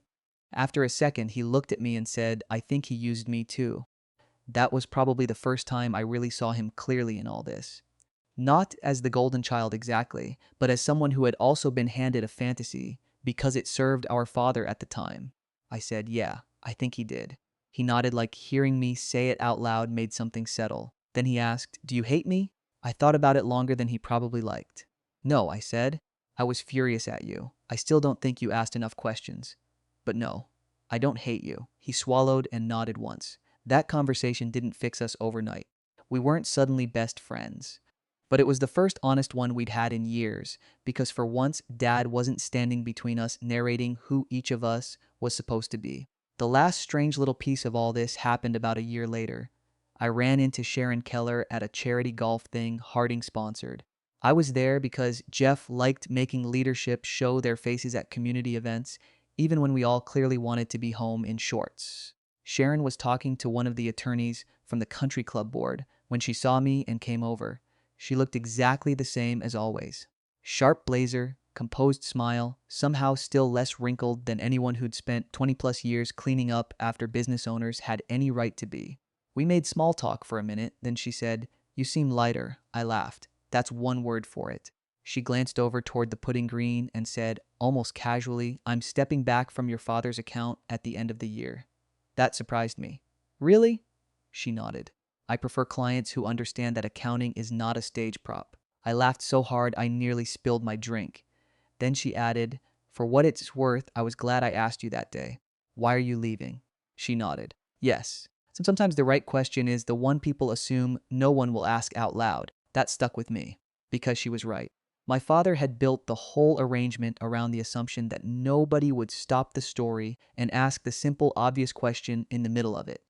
Not the legal question, not the tax question, just the human one. Why are you leaving? The answer, once I said it, ruined his ability to keep all the versions straight. I still drive past the old Miller building sometimes when I'm headed to a Southside supplier or meeting somebody for lunch. The sign's the same. Same brick, same bay doors. Same faded line where old lettering used to be on the side of the warehouse before we updated the trucks. A couple of the people there still wave if they see me at a light. For a while, every time I passed it, I got that old hollow feeling, like I'd lost something bigger than a job. And I had, in a way. Not the business itself, exactly. More like the version of my father I spent half my life working for. That was the part that took longest to accept. Not that he chose Connor for a while. Not even that he lied. It was realizing he had always loved what my loyalty did for him more than he respected where it came from. Once I understood that, a lot of things got quieter. Lauren says I'm easier to live with now. Hallie is 5 and thinks my new office is better because there's a candy bowl in the front lobby and the receptionist lets her have 2 pieces if she says please. Connor and I text sometimes about ordinary brother things now, sports and family logistics, and whether mom is ever going to stop pretending everyone can share one gravy boat peacefully at Thanksgiving. My dad and I are polite. That's the word for it. Polite in the way people get when they both know exactly where the fracture line is and don't feel like stepping on it at birthdays. A few months ago, he called to ask if I knew a good service manager candidate. Not for him, he said quickly, just generally. I gave him 2 names from memory because I'm not cruel enough to pretend I don't know good people when I do. But after I hung up, I sat there for a minute smiling at the ceiling of my office. Not because he needed help, just because it was the first time in my life he had called me without assuming I belonged to him. And if I'm being honest, that felt better than inheriting the building ever would have.